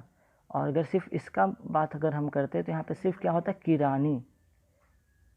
तो यहाँ पे the officer asked me to talk to the clerk concern, जो कि संबंधित किरानी है, उनसे बात करेंगे वो डिफ़िकल्टी इन पेमेंट के बारे में बात करेंगे, ठीक है। आगे बढ़ेंगे सवाल पे। 48 में क्या, he was very friendly enough to help me when was in distress. अब देखिए इस वाले क्वेश्चन में क्या, वेरी का प्रयोग यहाँ पे करना बेकार होगा, ठीक है, क्योंकि ही वॉज फ्रेंडली एनफ, ठीक है, तो कहने का मतलब हम लोग क्या करते हैं, यहाँ पे पॉजिटिव डिग्री जो होता है उसके साथ हम पॉजिटिव डिग्री का जो एडजेक्टिव होता है उसके साथ हम क्या करते हैं, एडजेक्टिव प्लस हम क्या करते हैं, एनफ का यूज़ करते हैं, है ना। पॉजिटिव डिग्री का एडजेक्टिव, पॉजिटिव डिग्री का जो एडजेक्टिव होता है उसके साथ हम एनफ का यूज़ करते हैं। तो यहाँ पे फ्रेंडली एनफ सही होगा, वेरी यहाँ पे हटाना होगा, ठीक है, क्योंकि यहाँ पे वेरी लगा के हम एडवर्ब का यूज़ कर रहे हैं, जो कि यहाँ पे करना गलती होगा। आगे बढ़ेंगे क्वेश्चन पे। प्लेस इन द कंपार्टमेंट, तो प्लेस को यहाँ पे हटाना होगा, बल्कि यहाँ पे रूम लिखना होगा कि there is if there was any room in the compartment, ठीक है। यहाँ पर प्लेस के बदले हमें रूम करना होगा, क्योंकि देखिए ट्रेन में अगर बात करें, ट्रेन आदि अगर ऐसा कोई स्थान हो तो वहाँ पे हम ट्रेन में अक्सर हम लोग क्या करते हैं, यहाँ पे बात कर रहे हैं ट्रेन की बात है, ट्रेन में कंपार्टमेंट होता है, तो ट्रेन में हम लोग वहाँ पे प्लेस की जगह नहीं बल्कि रूम का यूज़ करते हैं, ठीक है। 50 में आते हैं, I have learn that a lot of students have applied for free ship. अब देखिए यहाँ पे फ्री शिप, यहाँ पे गलती, यहाँ पे फ्री स्टूडेंटशिप लिखना होगा, ये गलती होगा, यहाँ पे फ्री स्टूडेंटशिप लिखना होगा हमें, ठीक है, फ्री स्टूडेंटशिप लिखना। आपको मेजर अप का मतलब जानना होगा। मेजर अप का मतलब होता है उम्मीद के अनुरूप होना या आशा के अनुरूप होना। मीन्स कि आप जिस चीज़ की उम्मीद किए थे और आपके अनुकूल वो चीज़ होता है तो वो उसको कहते हैं मेजर अप। अब यहाँ पे क्वेश्चन है कि she could never measure up to her parents, वो अपने माता पिता से कभी भी इस उम्मीद, मीन्स कि जो वो चाही थी उसको वो उम्मीद के रूप में उसको नहीं मिला। She could never measure up to her parents, तो यहाँ पे आंसर क्या होगा मेजर अप का, रीच द लेवल, ठीक। वर्क एज अ हार्ट नहीं होगा, एक्सेस द अमाउंट नहीं होगा, increase the height, her height. अब देखिए इंक्रीज हर हाइट, वो अपने पेरेंट्स से चाहती थी कि उसके पेरेंट्स उसके हाइट में बढ़ाने में मदद करे, ऐसा कुछ तो होता नहीं है। एसेस द अमाउंट, कोई भाई अमाउंट का मूल्यांकन तो होता है। वर्क एज हार्ड, मेहनत करने के लिए कॉर्नर पेरेंट्स कहते हैं, लेकिन यहाँ पे मेजर अप की बात की है, तो सी कुड नेवर, उसने कभी उम्मीद भी नहीं की थी उसके पेरेंट्स उसके अनुरूप, उसके आशा के अनुरूप या उसके उम्मीद के अनुरूप वो करेंगे। चलिए ये चीज़ तो यहाँ से समझ में आ गया। तो यहाँ पे एलिमिनेट करना भी सीख लीजिए। अब हाइट से रिलेटेड तो होगा नहीं, अमाउंट से यहाँ पे बात होगा नहीं, पेरेंट्स की बात और अमाउंट की बात हो, वर्क एज हार्ड, तो यहाँ पे मेज़र करना मीन्स कि मूल्यांकन करना या फिर अनुरूप सोचना, तो यहाँ पे वर्क का भी नहीं होगा। चलिए आगे बढ़ते हैं नेक्स्ट क्वेश्चन। नेक्स्ट क्वेश्चन है यहाँ पे कि the little girl with her flawless performance stall the show, ठीक। अब यहाँ पे देखिएगा कि फ्लॉलेस का मतलब तो होता है त्रुटिहीन, फ्लॉलेस मीन्स की त्रुटिहीन, मीन्स की त्रुटि मतलब कोई भी त्रुटि ना हो, त्रुटिहीन। The little girl with her flawless performance means की एक छोटी सी लड़की थी जिसका परफॉर्मेंस त्रुटिहीन था, एकदम ऑसम, बेहतरीन, जहाँ पे कोई हम कह सकते हैं वहाँ पे कोई भी चीज़ नहीं ढूंढ सकते कि यहाँ पे उसने गलती की हो, मीन्स की फ्लॉलेस स्टोल द शो। अब देखिए यहाँ पे चीज़ सेंटेंस में देखिए पॉजिटिवनेस दिख रहा होगा, ठीक, पॉजिटिवनेस दिख रहा होगा। बात यहाँ परफॉर्मेंस की हो रही है और लिटिल गर्ल की बात हो रही है, तो अगर कोई परफॉर्मेंस बहुत अच्छा करता हो, स्टोल द शो, तो क्या करेगा भाई यहाँ पे, क्रेप्ट इनटू शो, क्या शो में वो रेंगेगा, वॉन एवरीबॉडी प्रेज, क्या सभी का वो प्रशंसा पाएगा, ठीक। तो या फिर स्टोल समथिंग, देखिए अब स्टोल जो दिखता है वर्ड, उससे रिलेटेड कभी वर्ड नहीं आता इडियम, याद रखिएगा, जो वर्ड दिखे उससे रिलेशन तो उसमें होगा नहीं, तो ये तो पहले एलिमिनेट हो गया। क्रेप्ट इन द शो, भाई शो में कभी रेंगेगा क्या, वो तो कभी होगा नहीं। आगे बढ़ कर डिसअपियर्ड फ्रॉम द शो, भाई परफॉर्मेंस भी कर रहा है और यहाँ पर डिसअपियर्ड भी होगा, तो निगेटिव हो गया, ये भी नहीं होगा, ये भी नहीं होगा। फाइनली यहाँ पे होगा won everybody praise, stole the show मतलब प्रशंसा का केंद्र होना या आकर्षक का पात्र होना, ठीक। स्टोल द शो का मतलब होता है प्रशंसा का केंद्र होना। अगर वो लिटिल गर्ल इतना अच्छा परफॉर्मेंस कर रही है तो वो प्रशंसा के केंद्र बनी हुई है, वो प्रशंसा के लायक है, ओके। अब आगे बढ़ते हैं, नेक्स्ट क्वेश्चन में आते हैं, देखते हैं। नेक्स्ट जो क्वेश्चन है, the thief was on good terms with the police. यहाँ पे देखिए थीप की बात हो रही है, पुलिस की बात हो रही है, दोनों अपने आप में अगेंस्ट हैं, ठीक है। ऑन गुड टर्म्स, तो और क्या होगा, तो द थीप वाज, तो क्या होगा ऑन गुड टर्म्स। यहाँ पे देखिए ये वर्ड से पता चला कि कुछ पॉजिटिवनेस की बात हो रही है, तो agree with them, the thief was agree with them means कि वो पुलिस के साथ अग्री है। भाई पुलिस और थीप का कभी अग्रीड होता है क्या, नहीं। Kept term and condition, the thief was kept term and condition with the police, क्या चोर कभी पुलिस के सामने भाई वो अपना टर्म एंड कंडीशन रखेगा, या फॉलो द रूल। हाँ ये हो द चोर वाज फॉलो द रूल्स, अब पुलिस रूल थोड़ी बनाती है, जो सरकार बनाती है उसको रूल को फॉलो करना पड़ता है। अब यहाँ पे ऑन गुड टर्म्स की बात की गई, तो फॉलो द रूल्स और on good terms. On good terms मतलब होता है वाज फ्रेंडली, ठीक, यहाँ पे होगा वाज फ्रेंडली, बी नंबर यहाँ पे आपका आंसर होगा, ठीक, कि the thief was friendly with the police, means कि पुलिस के साथ अगर चोर ने फ्रेंडली व्यवहार किया तो पुलिस चाहेगी कि उसको कम से कम पिटे या कम से कम सज़ा दिलाए, तो हमेशा कोशिश यही करता है भाई पुलिस के साथ चोर का जो होता है ना भाई, वो फ्रेंडली कहीं रिलेशन बना के रखता है। चोर हमेशा चाहते हैं कि भाई मेरे पुलिस के साथ हमेशा फ्रेंडली कहीं रिलेशन बना रहे। और कभी चोर यार फॉलो नहीं करता रूल्स पुलिस का, ये तो आपको भी पता है, कोई टर्म एंड कंडीशन तो मानता नहीं है या उसके साथ एग्री होता नहीं, क्योंकि दोनों का काम अलग अलग है। ठीक, यहाँ पे बात समझ में आया होगा। चलिए क्वेश्चन नंबर 4 में आते हैं। John's offer to help was turn down by the police. John's offer to help was turn down by the police. अब यहाँ पे टर्न डाउन का मतलब क्या होगा? टर्न डाउन का मतलब यहाँ पे समझिएगा, सबसे पहले टर्न डाउन का मतलब लिख लीजिएगा, अस्वीकार करना, अस्वीकार कर देना। भाई जाहिर सी बात है ना, जॉन्स का जो ऑफर था, जॉन्स का offer of help was turn down by the police. Police के द्वारा जो जॉन्स का ऑफर था मदद करने का, वो क्या किया गया? अस्वीकार कर दिया गया। ठीक है, तो यहाँ पे टर्न डाउन का मतलब आप समझ लीजिए, अगर टर्न डाउन का मतलब होता है अस्वीकार कर देना, तो यहाँ तो सेंड बैक का मतलब होता नहीं, तो स्टेट अराउंड का मतलब होता है ना हैंड ओवर कर देना, मीन्स कि दायित्व दे देना, किसी को रिस्पॉन्सिबिलिटी किसी के ऊपर दे देना, वो तो होगा नहीं। तो अस्वीकार का मतलब होता है या इनकार का मतलब होता है, सी नंबर यहाँ पे आंसर होगा। यहाँ पे John's offer to help was refused by the police. तो जो जॉन्स ऑफर दिया था, अब हो सकता है जॉन्स कोई गलत काम कर रहा हो, उसके बदले रिश्वत दे रहा हो, और पुलिस ने अस्वीकार कर दिया, इनकार कर दिया। ठीक, चलिए आते क्वेश्चन नंबर 5 में। क्वेश्चन नंबर 5 क्या कि when the principal was entering the class all my friends quietly disappeared living me alone to face the music. यहाँ पे एक वर्ड है प्रिंसिपल। प्रिंसिपल वाला वर्ड आप लोग जरा ध्यान दीजिएगा, एक ये प्रिंसिपल होता है और एक ये प्रिंसिपल होता है।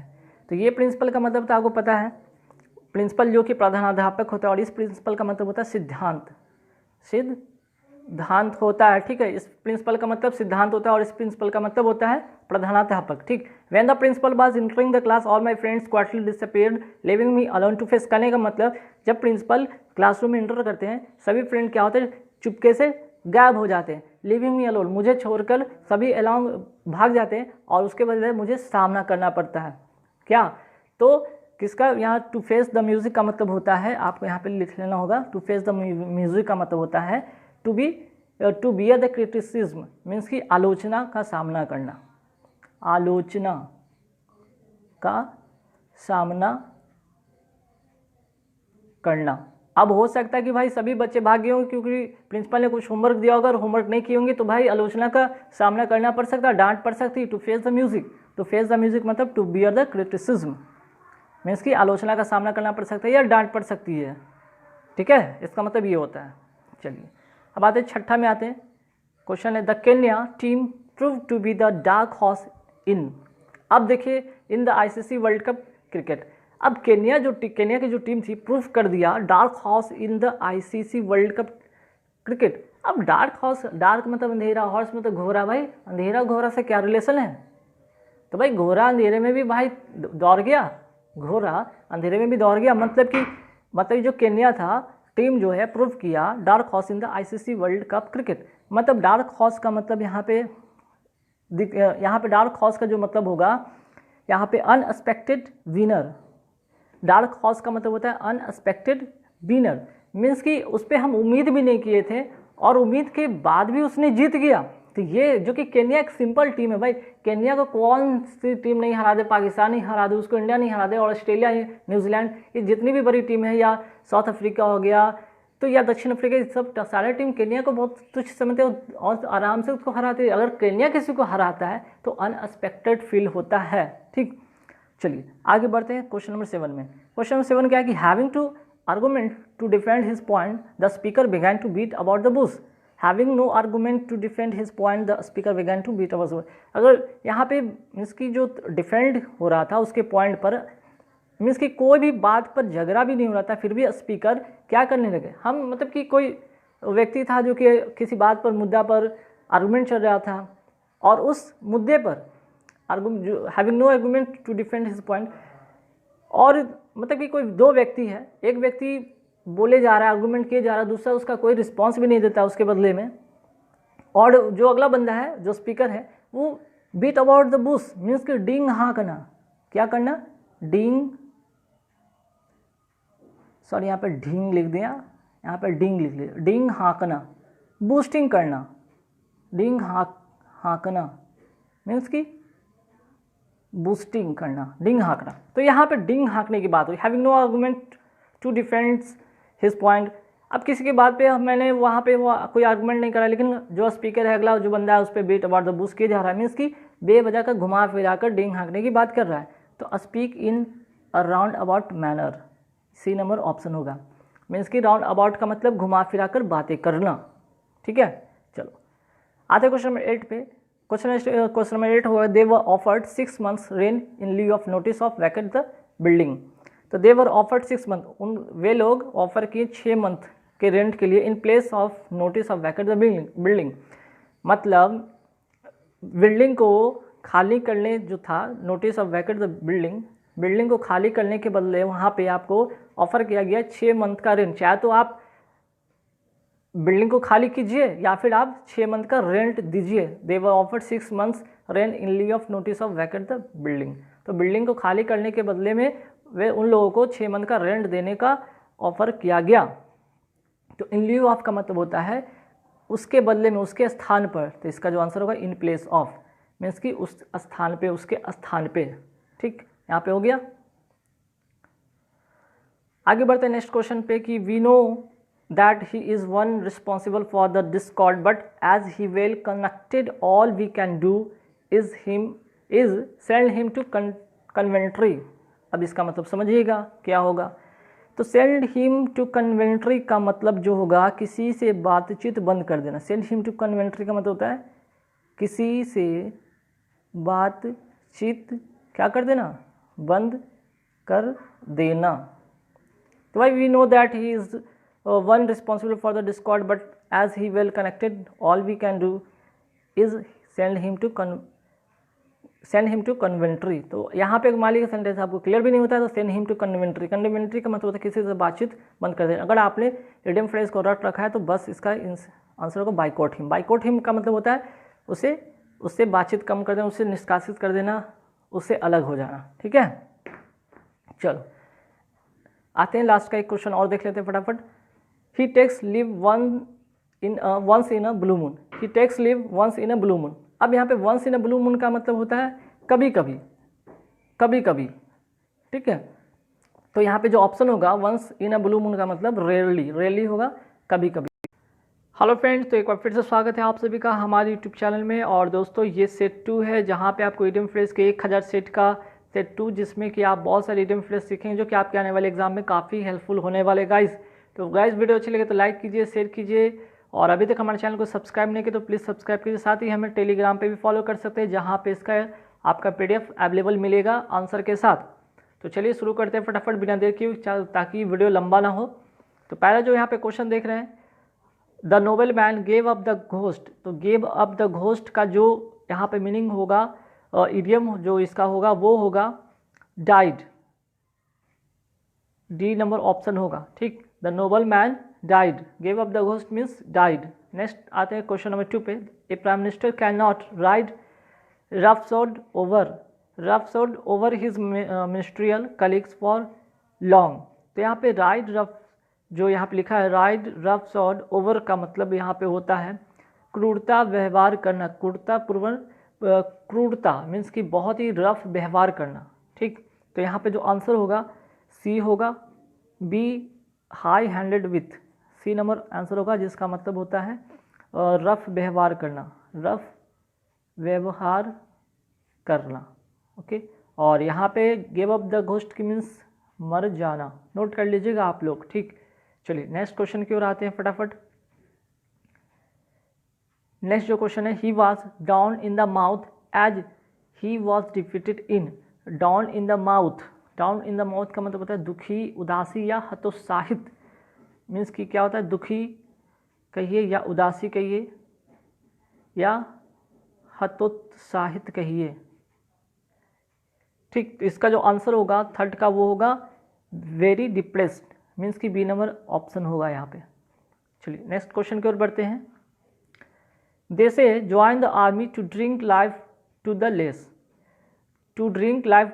लीज। यहाँ पे जो आंसर होगा वो होगा यहाँ पे C number answer, to have a life full of adventures adventurous का मतलब जीवन का पूरा आनंद उठाना। ठीक, जब आप ज्वाइन करते हैं आर्मी में तो आप उस जो लाइफ के पूरे एडवेंचर को वहाँ पे एंजॉय करते हैं, तो यहाँ पे जीवन का पूरा आनंद उठाना होगा इसका मीनिंग, जो लिख लीजिए, जीवन का पूरा आनंद उठाना। चलिए नेक्स्ट क्वेश्चन पे बढ़ते हैं। क्वेश्चन नंबर 5 है, the car in the backyard is proving to be a white elephant. A white elephant का मतलब यहाँ पे जिम क्या होगा, तो जो होगा यहाँ पे आंसर वो होगा B, costly and useless position. Means कि वाइट एलिफेंट मतलब कि दिखाने का, ठीक है, दिखावा करने का। कॉस्टली तो है ही है, और यूजलेस और पोजीशन, मीन्स कि यूजलेस पोजीशन, एक तो कीमती और वो दिखावा का हो गया। ठीक, ए वाइट एलिफेंट मीन्स दिखावा का, शो ऑफ करने का। ठीक है, यहाँ पे white elephant option number B इसका आंसर होगा। चलिए आगे बढ़ते हैं नेक्स्ट क्वेश्चन पे कि the meeting has been put off indefinitely. Put off का मतलब होता है स्थगित कर देना, स्थगित कर देना, स्थगित कर देना। तो इसका जो आंसर होगा वो होगा पोस्टपोन। पोस्टपोन का मतलब भी होता है स्थगित कर देना, यहाँ पे आंसर होगा। और यहाँ पे एक फ्रेज था। ठीक है, अब आइए यहाँ पे देखते हैं next question, the rules of the deal are set forth in the browser. अब यहाँ पे जो है सेट फोर्थ का जो यहाँ पे मीनिंग होगा वो होगा स्टेटेड।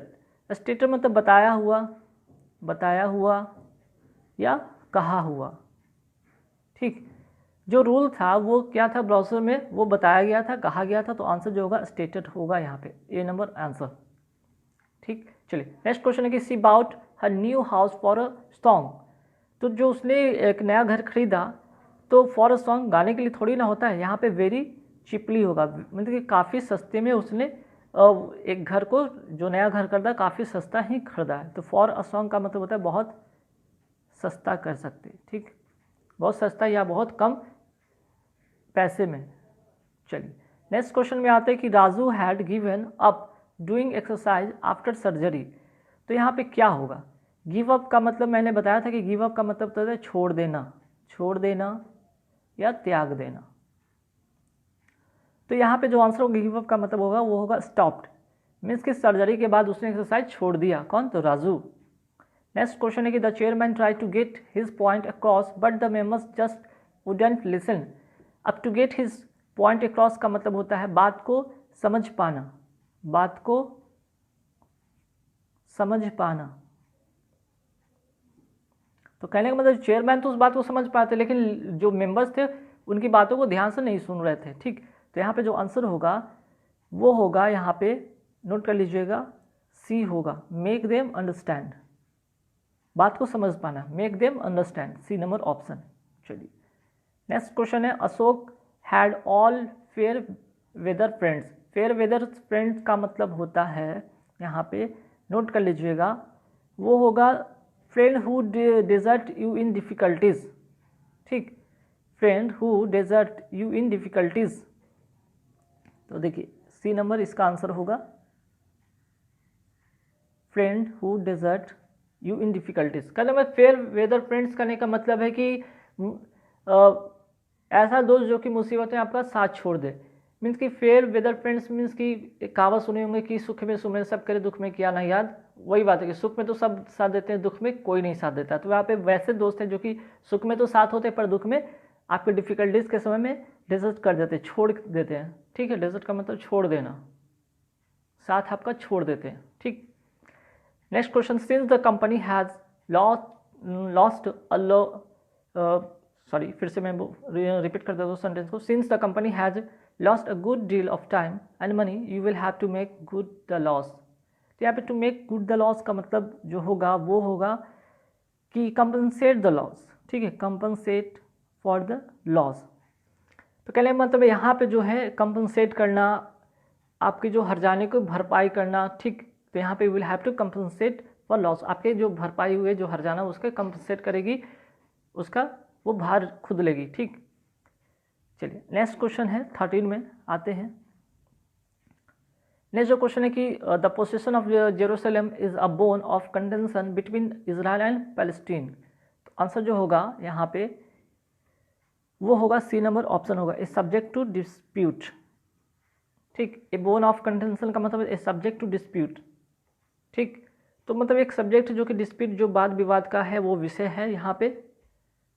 चलिए नेक्स्ट जो क्वेश्चन है 14 में, my friend turn a deaf ear to my tale of loss and refuse to help him. मेरा जो फ्रेंड है turn a deaf ear, turn a deaf ear का मतलब वो क्या होगा यहाँ पे, पेड नो हीड, मतलब paid no heed, turn a deaf ear का मतलब ध्यान नहीं देना, ध्यान नहीं देना, ठीक। यहाँ पे टर्न अ डिफ ईयर का मतलब होगा पेड नो हीड होगा, नोट कर लीजिएगा आंसर। चलिए नेक्स्ट जो क्वेश्चन है, Helena was over head and ears in love with Demetrius. तो डेमेट्रिस एक व्यक्ति का नाम है और Helena was over head and ears, ears का मतलब यहाँ पे जो होगा answer, over head and ears का मतलब होगा कंप्लीटली, कंप्लीटली मतलब पूर्ण रूप से, over head and ears means completely in love with Demetrius, means कि यहाँ पे Helena was completely love with Demetrius. Okay, तो आंसर यहाँ पे बी नंबर ऑप्शन होगा।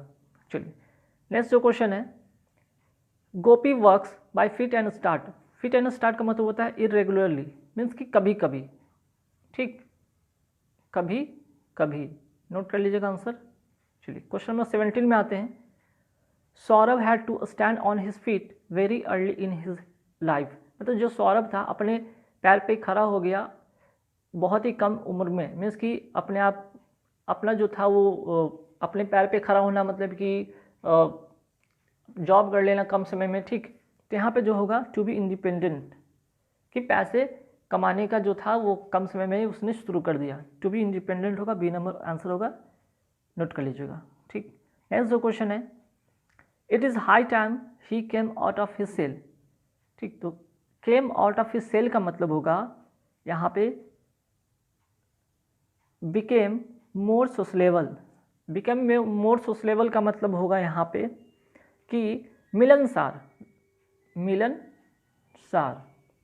नेक्स्ट क्वेश्चन है कि every political party is at present playing to the gallery. Playing to the gallery का मतलब यहाँ पे होगा अपीजिंग द मासेस, मीन्स कि जनता को शांत करना, ठीक, प्लेइंग टू द गैलरी। चलिए नेक्स्ट क्वेश्चन है, his blood ran cold when he heard his uncle was murder. उसने जब सुना कि उसके अंकल का मर्डर हो गया तो वो ब्लड रैन कोल्ड, मीन्स कि ही वाज फ्राइटेंड हो गया, मीन्स कि डर गया, ठीक है, काफ़ी डर गया। ए नंबर आंसर होगा। 21 में आता है, this is so simple that even a man in the street can understand it. तो यहाँ पे मैन इन द स्ट्रीट का मतलब होता है an ordinary person, an ordinary person मतलब एक सिंपल और साधारण व्यक्ति की यहाँ पे बात की गई है। 22 में आते हैं, when he went to claim insurance for his car the agent said he hadn't a leg to stand on। stand on का मतलब यहाँ पे जो होगा a leg to stand on मतलब कि did not have much hope of getting it, मतलब कि आशा मत रखिए कि अभी आपको ये मिलेगा, ठीक। तो आंसर होगा सी नंबर ऑप्शन होगा, ठीक, सी नंबर आंसर होगा। चलिए 23 में आते हैं, the thief passed himself of a ticket examiner. तो यहाँ पे जो होगा आंसर होगा वो होगा सी, डिस्गाइज्ड हिमसेल्फ, अपने आप को जो है वो दिखाना नहीं, मीन्स कि कुछ और दिखाना। Pass himself, the thief pass himself off as a ticket examiner, मतलब कि जो चोर था वो अपने आप को बताने की कोशिश करके वो टिकट एग्जामिनर, वो टिकट को जांच करने वाला, बल्कि चोर नहीं तो कुछ चीज़ छिपा रहा था ताकि वो चोरी कर सके, ठीक। चलिए नेक्स्ट जो क्वेश्चन है, a brave soldier will never show the white feather in the face of his enemy, means कि यहाँ पे जो होगा सो द वाइट फेदर का मतलब यहाँ पे नोट कर लीजिएगा, सो साइन ऑफ कोवार्डिस, मत कि कायरतापूर्वक व्यवहार करना, ठीक है। तो जो ब्रेव सोल्जर होते हैं कभी भी वो अपना कायरतापूर्वक व्यवहार नहीं करते, वो कायरता या डरपोकपना नहीं दिखाते, किसके सामने, तो एनिमी के सामने। तो आंसर होगा ए नंबर आंसर। 25 में आते हैं कि the poor man moved from pillar to post to get money, means कि इधर उधर भटकना, इधर उधर भटकना, ठीक है। अब इधर उधर भटकना किसके लिए, तो भाई मनी के लिए इधर उधर भटक रहा है, क्यों, ट्राइड हिज बेस्ट, इधर उधर भटक रहा कि शायद उसे मिल जाए, ठीक है, कर्ज वगैरह मिल जाए। चलिए 26 में आता है, you have to be tactful in handling the sensitive matters rather than putting the cart before the horse. Putting the cart before the horse का यहाँ पे जो मीनिंग होगा वो होगा गलत या उल्टे क्रम में काम करना, मीन्स कि tackling things in wrong way. Tackling things in wrong way मतलब यहाँ पे डी नंबर ऑप्शन होगा, गलत या उल्टे क्रम में गलत तरीके से काम करना या गलत क्रम में काम करना. चलिए 27 में आते हैं. The boys cried with one voice that the examination should be postponed. अब with one voice का मतलब होता है एक मत, ठीक है, एक मत से या सहमत. तो यहाँ पे जो होगा आंसर होगा अनएनिमसली. ठीक, अनएनिमसली का मतलब होता है सहमत, मीन्स कि सहमत से सभी लोग एक मत से. द बॉयज क्राइड मीन्स कि एक मत say that the examination should be postponed. ठीक, चलिए नेक्स्ट जो क्वेश्चन है कि the scheme appears worthless at the first blush. At the first blush मतलब कि पहली नज़र में, पहली नज़र में. तो पहली नज़र में होगा यहाँ पे फर्स्ट साइट, आंसर होगा बी नंबर ऑप्शन. एट यहाँ पे फर्स्ट साइट होगा. आते 29 में. His pronunciation was so bad and his voice so low that a speech he made all Greek to me. यहाँ पे all Greek का मतलब होता है मीन्स कि अनजान या विषय, मतलब अनजान कह सकते हैं यहाँ पे. इनकम्प्रहेंसिबल, ठीक, इनकम्प्रहेंसिबल मतलब जो समझ में ना आए. ठीक है, अनजान इसको कह सकते हैं, या ना समझ में आने वाली चीज़, ना समझ में आने वाली चीज़, अनकम्प्रहेंसिबल. अब उसका प्रोनाउंसिएशन इतना बैड था, उसका वॉइस इतना लो था कि जो स्पीच दे रहा था वो किसी को वो मतलब कि वो मुझे इनकम्प्रहेंसिबल वो समझ में आ ही नहीं रहा था. ठीक, चलिए and this last one is answer. यहाँ पे जो होगा इस वीडियो का लास्ट जो क्वेश्चन है, he look blank when he was inform about his dismissal. Dismissal का मतलब यहाँ पे नोट कर लीजिएगा. ठीक है, चलिए 30 का हम बात कर रहे हैं. डिसमिसल का मतलब होता है सेवा मुक्ति. सेवा मुक्ति या फिर डिस्चार्ज कर सकते हैं, या पदच्युति सेवा मुक्ति या फिर डिस्चार्ज करते हैं, या सस्पेंड जिसको कहते हैं, उसके पद से मुक्त कर देना. ठीक, तो यहाँ पे लुक ब्लैंक का मतलब होता है भावहीन चेहरे से देखना. भावहीन चेहरे से देखना. तो आंसर जो होगा A number B, without any emotion. Without any emotion, look blank का मतलब without any emotion. Hello friends, एक बार फिर से स्वागत है आप सभी का हमारे यूट्यूब चैनल में. और दोस्तों, जैसा कि 1000 एरर, फ्रेजल वर्ब और प्रीपोजिशन से रिलेटेड जितने भी वीडियो मैंने धीरे धीरे अपलोड करना शुरू कर दिया, और काफ़ी सारे वीडियो अपलोड है, आप वीडियो के प्लेलिस्ट में जाकर देख सकते हैं.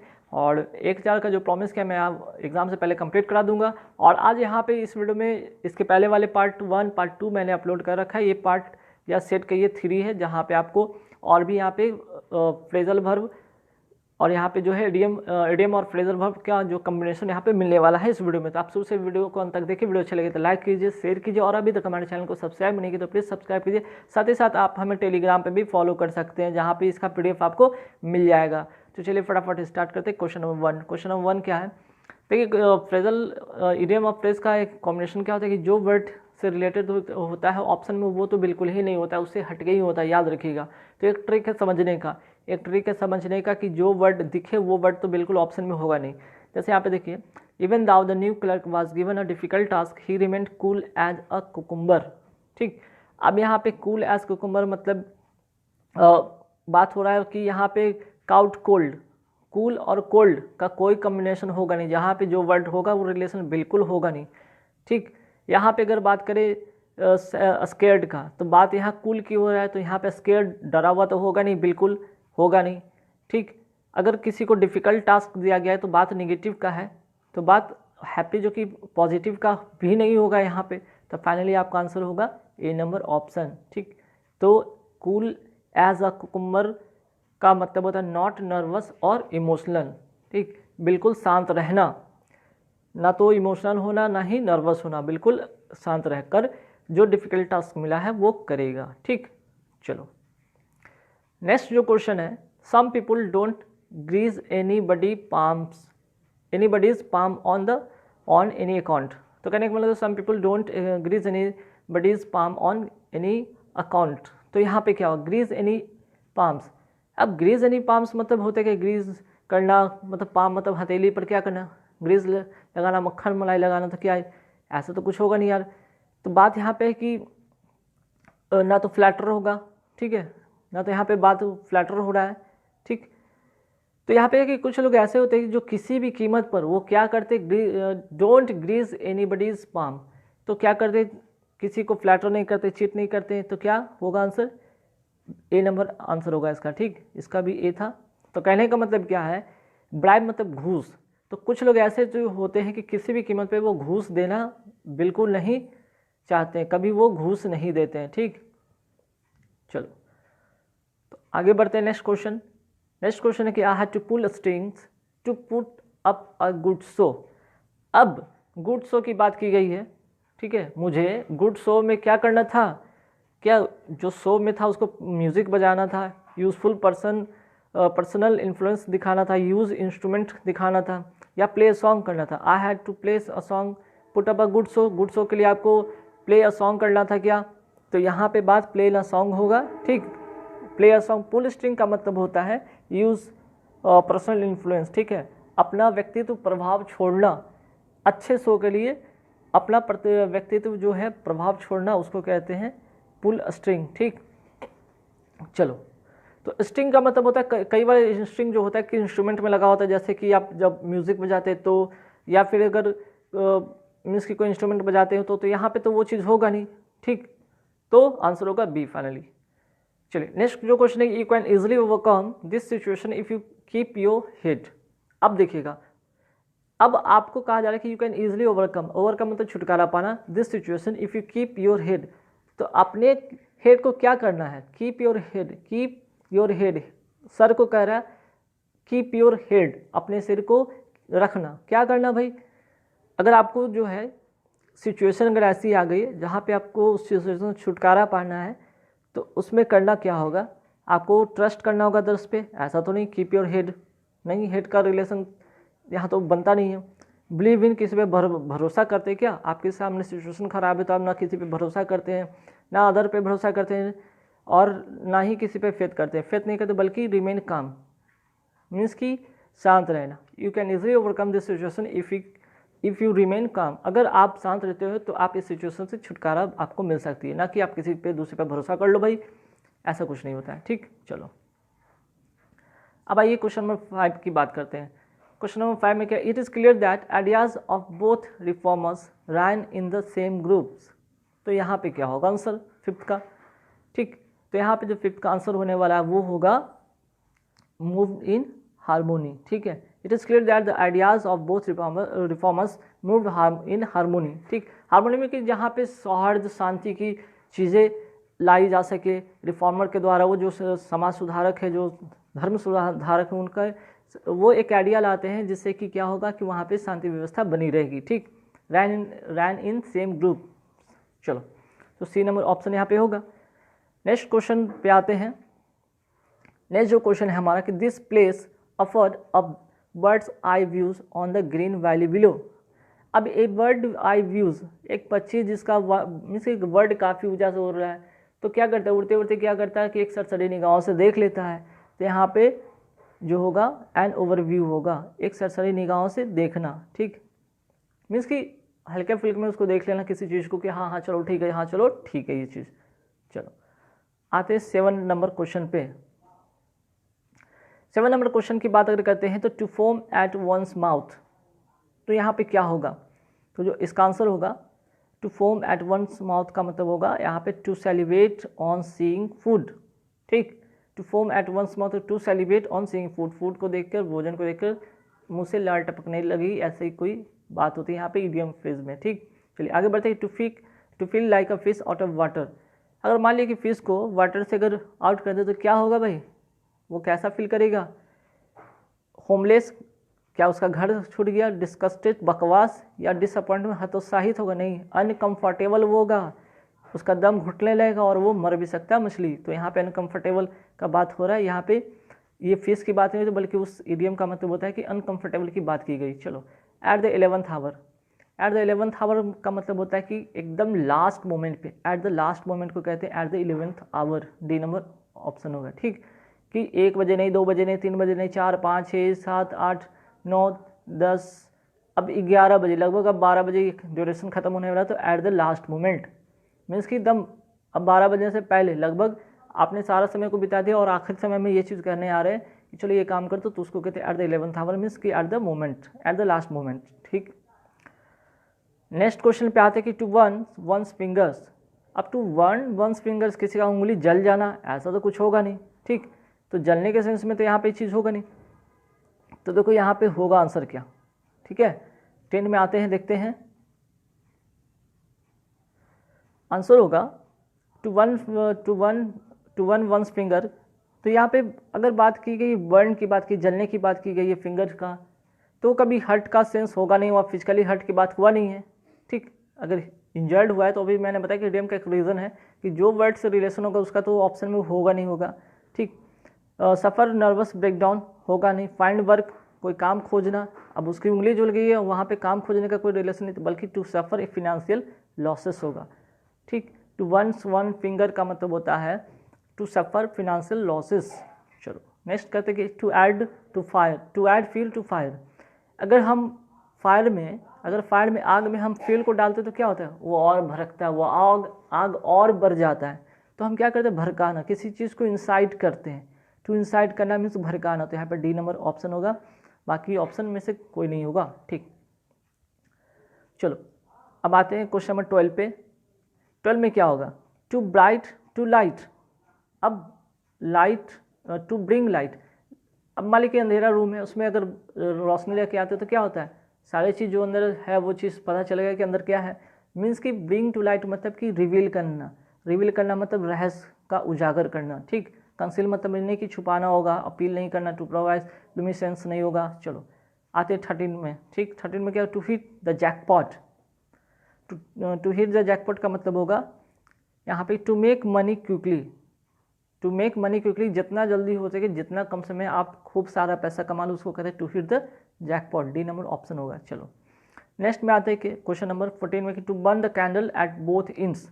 अब इस यहाँ पे भी कैंडल आपने जला रखा, यहाँ पे भी कैंडल जला रखा, तो ये तो क्या हो गया, कहीं एक्स्ट्रा बैगेंड हो गए। अगर एक कैंडल से अगर रोशनी आ रही है तो दूसरा कैंडल जलाने की क्या जरूरत है। तो यहाँ पे एक ऐसा मैं आपको एग्जांपल लेकर समझ आ रहा हूँ, यहाँ पे वो चीज़ एग्जैक्ट मीनिंग नहीं है, वो एग्जैक्ट मीनिंग है टू बी एक्स्ट्रा बैगेंड, यानी कि फालतू या फिजूल के खर्चे यहाँ पे होते हैं।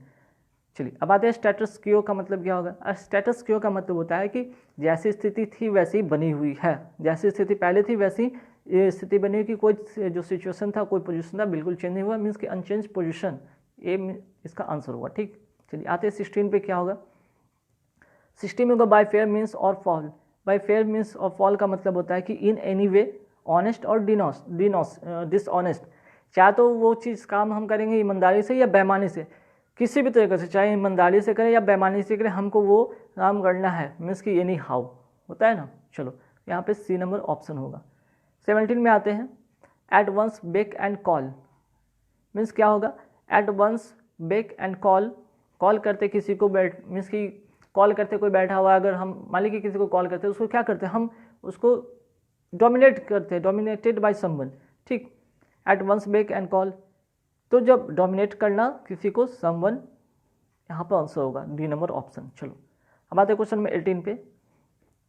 टू एक्सप्लोर एवरी अवेन्यू, तो इसका जो आंसर होगा to try every opportunity, means कि हर संभव संभावनाओं को, मीन्स कि वो जांच करना। तो टू एक्सप्लोर एवरी एवेन्यू का मतलब होगा टू ट्राई एवरी अपॉर्चुनिटी, हर संभव कोशिश करना, हर प्रयास कोशिश करना। ठीक, ना कि to search all street, to scout the wildness या टू फाइंड एडवेंचर, ऐसा कुछ नहीं। ठीक, डी नंबर ऑप्शन होगा इसका। अब आते हैं 19 में ए रेड लेटर। ए रेड लेटर का मतलब होता है क्या भाई, रेड लाल, और लेटर और लाल हो तो क्या होगा भाई, एन इम्पॉर्टेंट और जॉयफुल ओकेजन इन वंस लाइफ। अगर आपको कहीं कोई अगर ऐसा लेटर मिलता है, कहीं से भी कोई बढ़िया सा लेटर आती है, तो आप लेटर से क्या समझते हो, चलो कुछ अच्छा होने वाला है लाइफ में, कुछ इंपॉर्टेंट होगा या फिर कोई जॉयफुल चीज़ होने वाली है, तो यहाँ पे सी नंबर ऑप्शन इसका होगा। चलिए 20 में आते हैं कि to have something up one sleeve. अब यहाँ पे कोई मतलब कि किसी को स्लीव है, स्लीव में बाह में कोई अपना किसी चीज़ को क्या किया भाई, अगर वहाँ में कभी कोई मोड़ का उसमें देखते होंगे अक्सर लोग है ना अपने नोट वगैरह रख लेते हैं, तो वो क्या करते हैं स्लीव मतलब वहाँ में क्या करते हैं छुपा लेते हैं। तो to have a secret plan, ठीक, तो सी इसका आंसर होगा। यहाँ पे एग्जांपल समझने के तौर पे आपको समझाया था। 21 में क्या होता है on the spur of the moment, ठीक, तो यहाँ पे क्या होगा आंसर, वो होगा टू एक्ट एट वंस, ठीक है, टू एक्ट एट वंस, यहाँ पे ONCE छूट गया, आप नोट कर लीजिएगा, ठीक है, मतलब बिना योजना के तुरंत कार्य करना, टू एक्ट एज वंस, मतलब कि बिना योजना के कोई काम तुरंत करना, ये नंबर ऑप्शन होगा, ठीक है। चलो नेक्स्ट क्वेश्चन है कि when my friend was in Kolkata he ran into an old friend at the theatre. अब देखिएगा यहाँ पे आपका फ्रेजल वर्ब आ गया भाई, ये रन इनटू का मतलब पहले आप जान लीजिए, इसको ये तो V2 में लिखा गया, V2 फॉर्म में, इसको अब रन इनटू कर लेते हैं। रन इनटू का मतलब होता है अचानक मुलाकात करना या मुलाकात हो जाना, ठीक है, एक तो ये मीनिंग होता है, दूसरा मीनिंग ये होता है, एक तो मीनिंग ये होता है और दूसरा मीनिंग जो होता है मुसीबत में पड़ जाना, मुसीबत में पड़ जाना। तो यहाँ पे मुसीबत में पड़ जाना यहाँ पे नहीं होगा। When my friend was in Kolkata, जब मेरा फ्रेंड कोलकाता में था, he ran into an old friend at the theatre, theatre में मुसीबत में नहीं पड़ जाता भाई, वहाँ पे अचानक मिलने की बात हो रही है, तो वहाँ पे आंसर होगा met accidentally, B number option होगा यहाँ पे, ठीक। चलिए 23 में आते हैं कि the news of the president's death spread like wild fire, तो यहाँ पे क्या होगा स्प्रेड मतलब फैलना, लाइक विल्ड फायर मतलब कि बहुत तेज़ी से फैलना, ठीक, बहुत तेज़ी से फैलना, ठीक है। अब बहुत तेज़ी से फैलना तब क्या होगा, अब प्रेसिडेंट की डेथ हुई है तो उस वो न्यूज़ क्या होगा बहुत तेज़ी से फैलेगा ही फैलेगा, ठीक, तो आंसर जो होगा स्प्रेड रैपिडली, ठीक है, स्प्रेड रैपिडली होगा इसका आंसर। 24 में आते हैं going abroad for a holiday was out of the question, holiday छुट्टी मनाने के लिए अब्रॉड जाना आउट ऑफ द क्वेश्चन होगा, क्या मीन्स कि क्या इम्पॉसिबल है, तो यहाँ पे आउट ऑफ द क्वेश्चन का मतलब होगा impossible. Going abroad for a holiday was impossible, मतलब अब्रॉड हॉलीडे मीन्स छुट्टी मनाने के लिए अब्रॉड जाना इम्पॉसिबल था, असंभव था, आउट ऑफ द क्वेश्चन था, ठीक है। चलो अब आते हैं 20 ये हो गया, 24 हो गया। चलो अब लास्ट क्वेश्चन पे आते हैं हम लोग 25 पे। As a business my father always maintain that his transaction continue and open book. अब बात ओपन बुक खुली किताब की बात की गई है, तो क्या कोई अकाउंट बुक खोलेगा, मैंने अभी बताया कि बुक से रिलेशन से कोई भी ऑप्शन में वो चीज़ होगा नहीं। बुक की बात की यहाँ पे फिर से बुक की बात हुई, तो ये तो होगा नहीं, काट दो इसको, ठीक। ये बुक ऑफ ओपन कन्फेशन ऐसा भी कुछ नहीं होगा, बुक का रिलेशन तो बिल्कुल नहीं होगा। And opening for a new venture, क्या ओपन किताब करने के लिए यहाँ पे मतलब कि ओपन कोई न्यू वेंचर होता है क्या, नहीं। तो straightforward and open book मतलब straightforward and honest dealing, मतलब सीधा साधा और ऑनेस्ट डीलिंग की बात हुई है यहाँ पे, ठीक। तो डी नंबर ऑप्शन होता है। तो गाइस कैसे लगे वीडियो कमेंट करके जरूर बताइए, वीडियो अच्छी लगे तो लाइक कीजिए,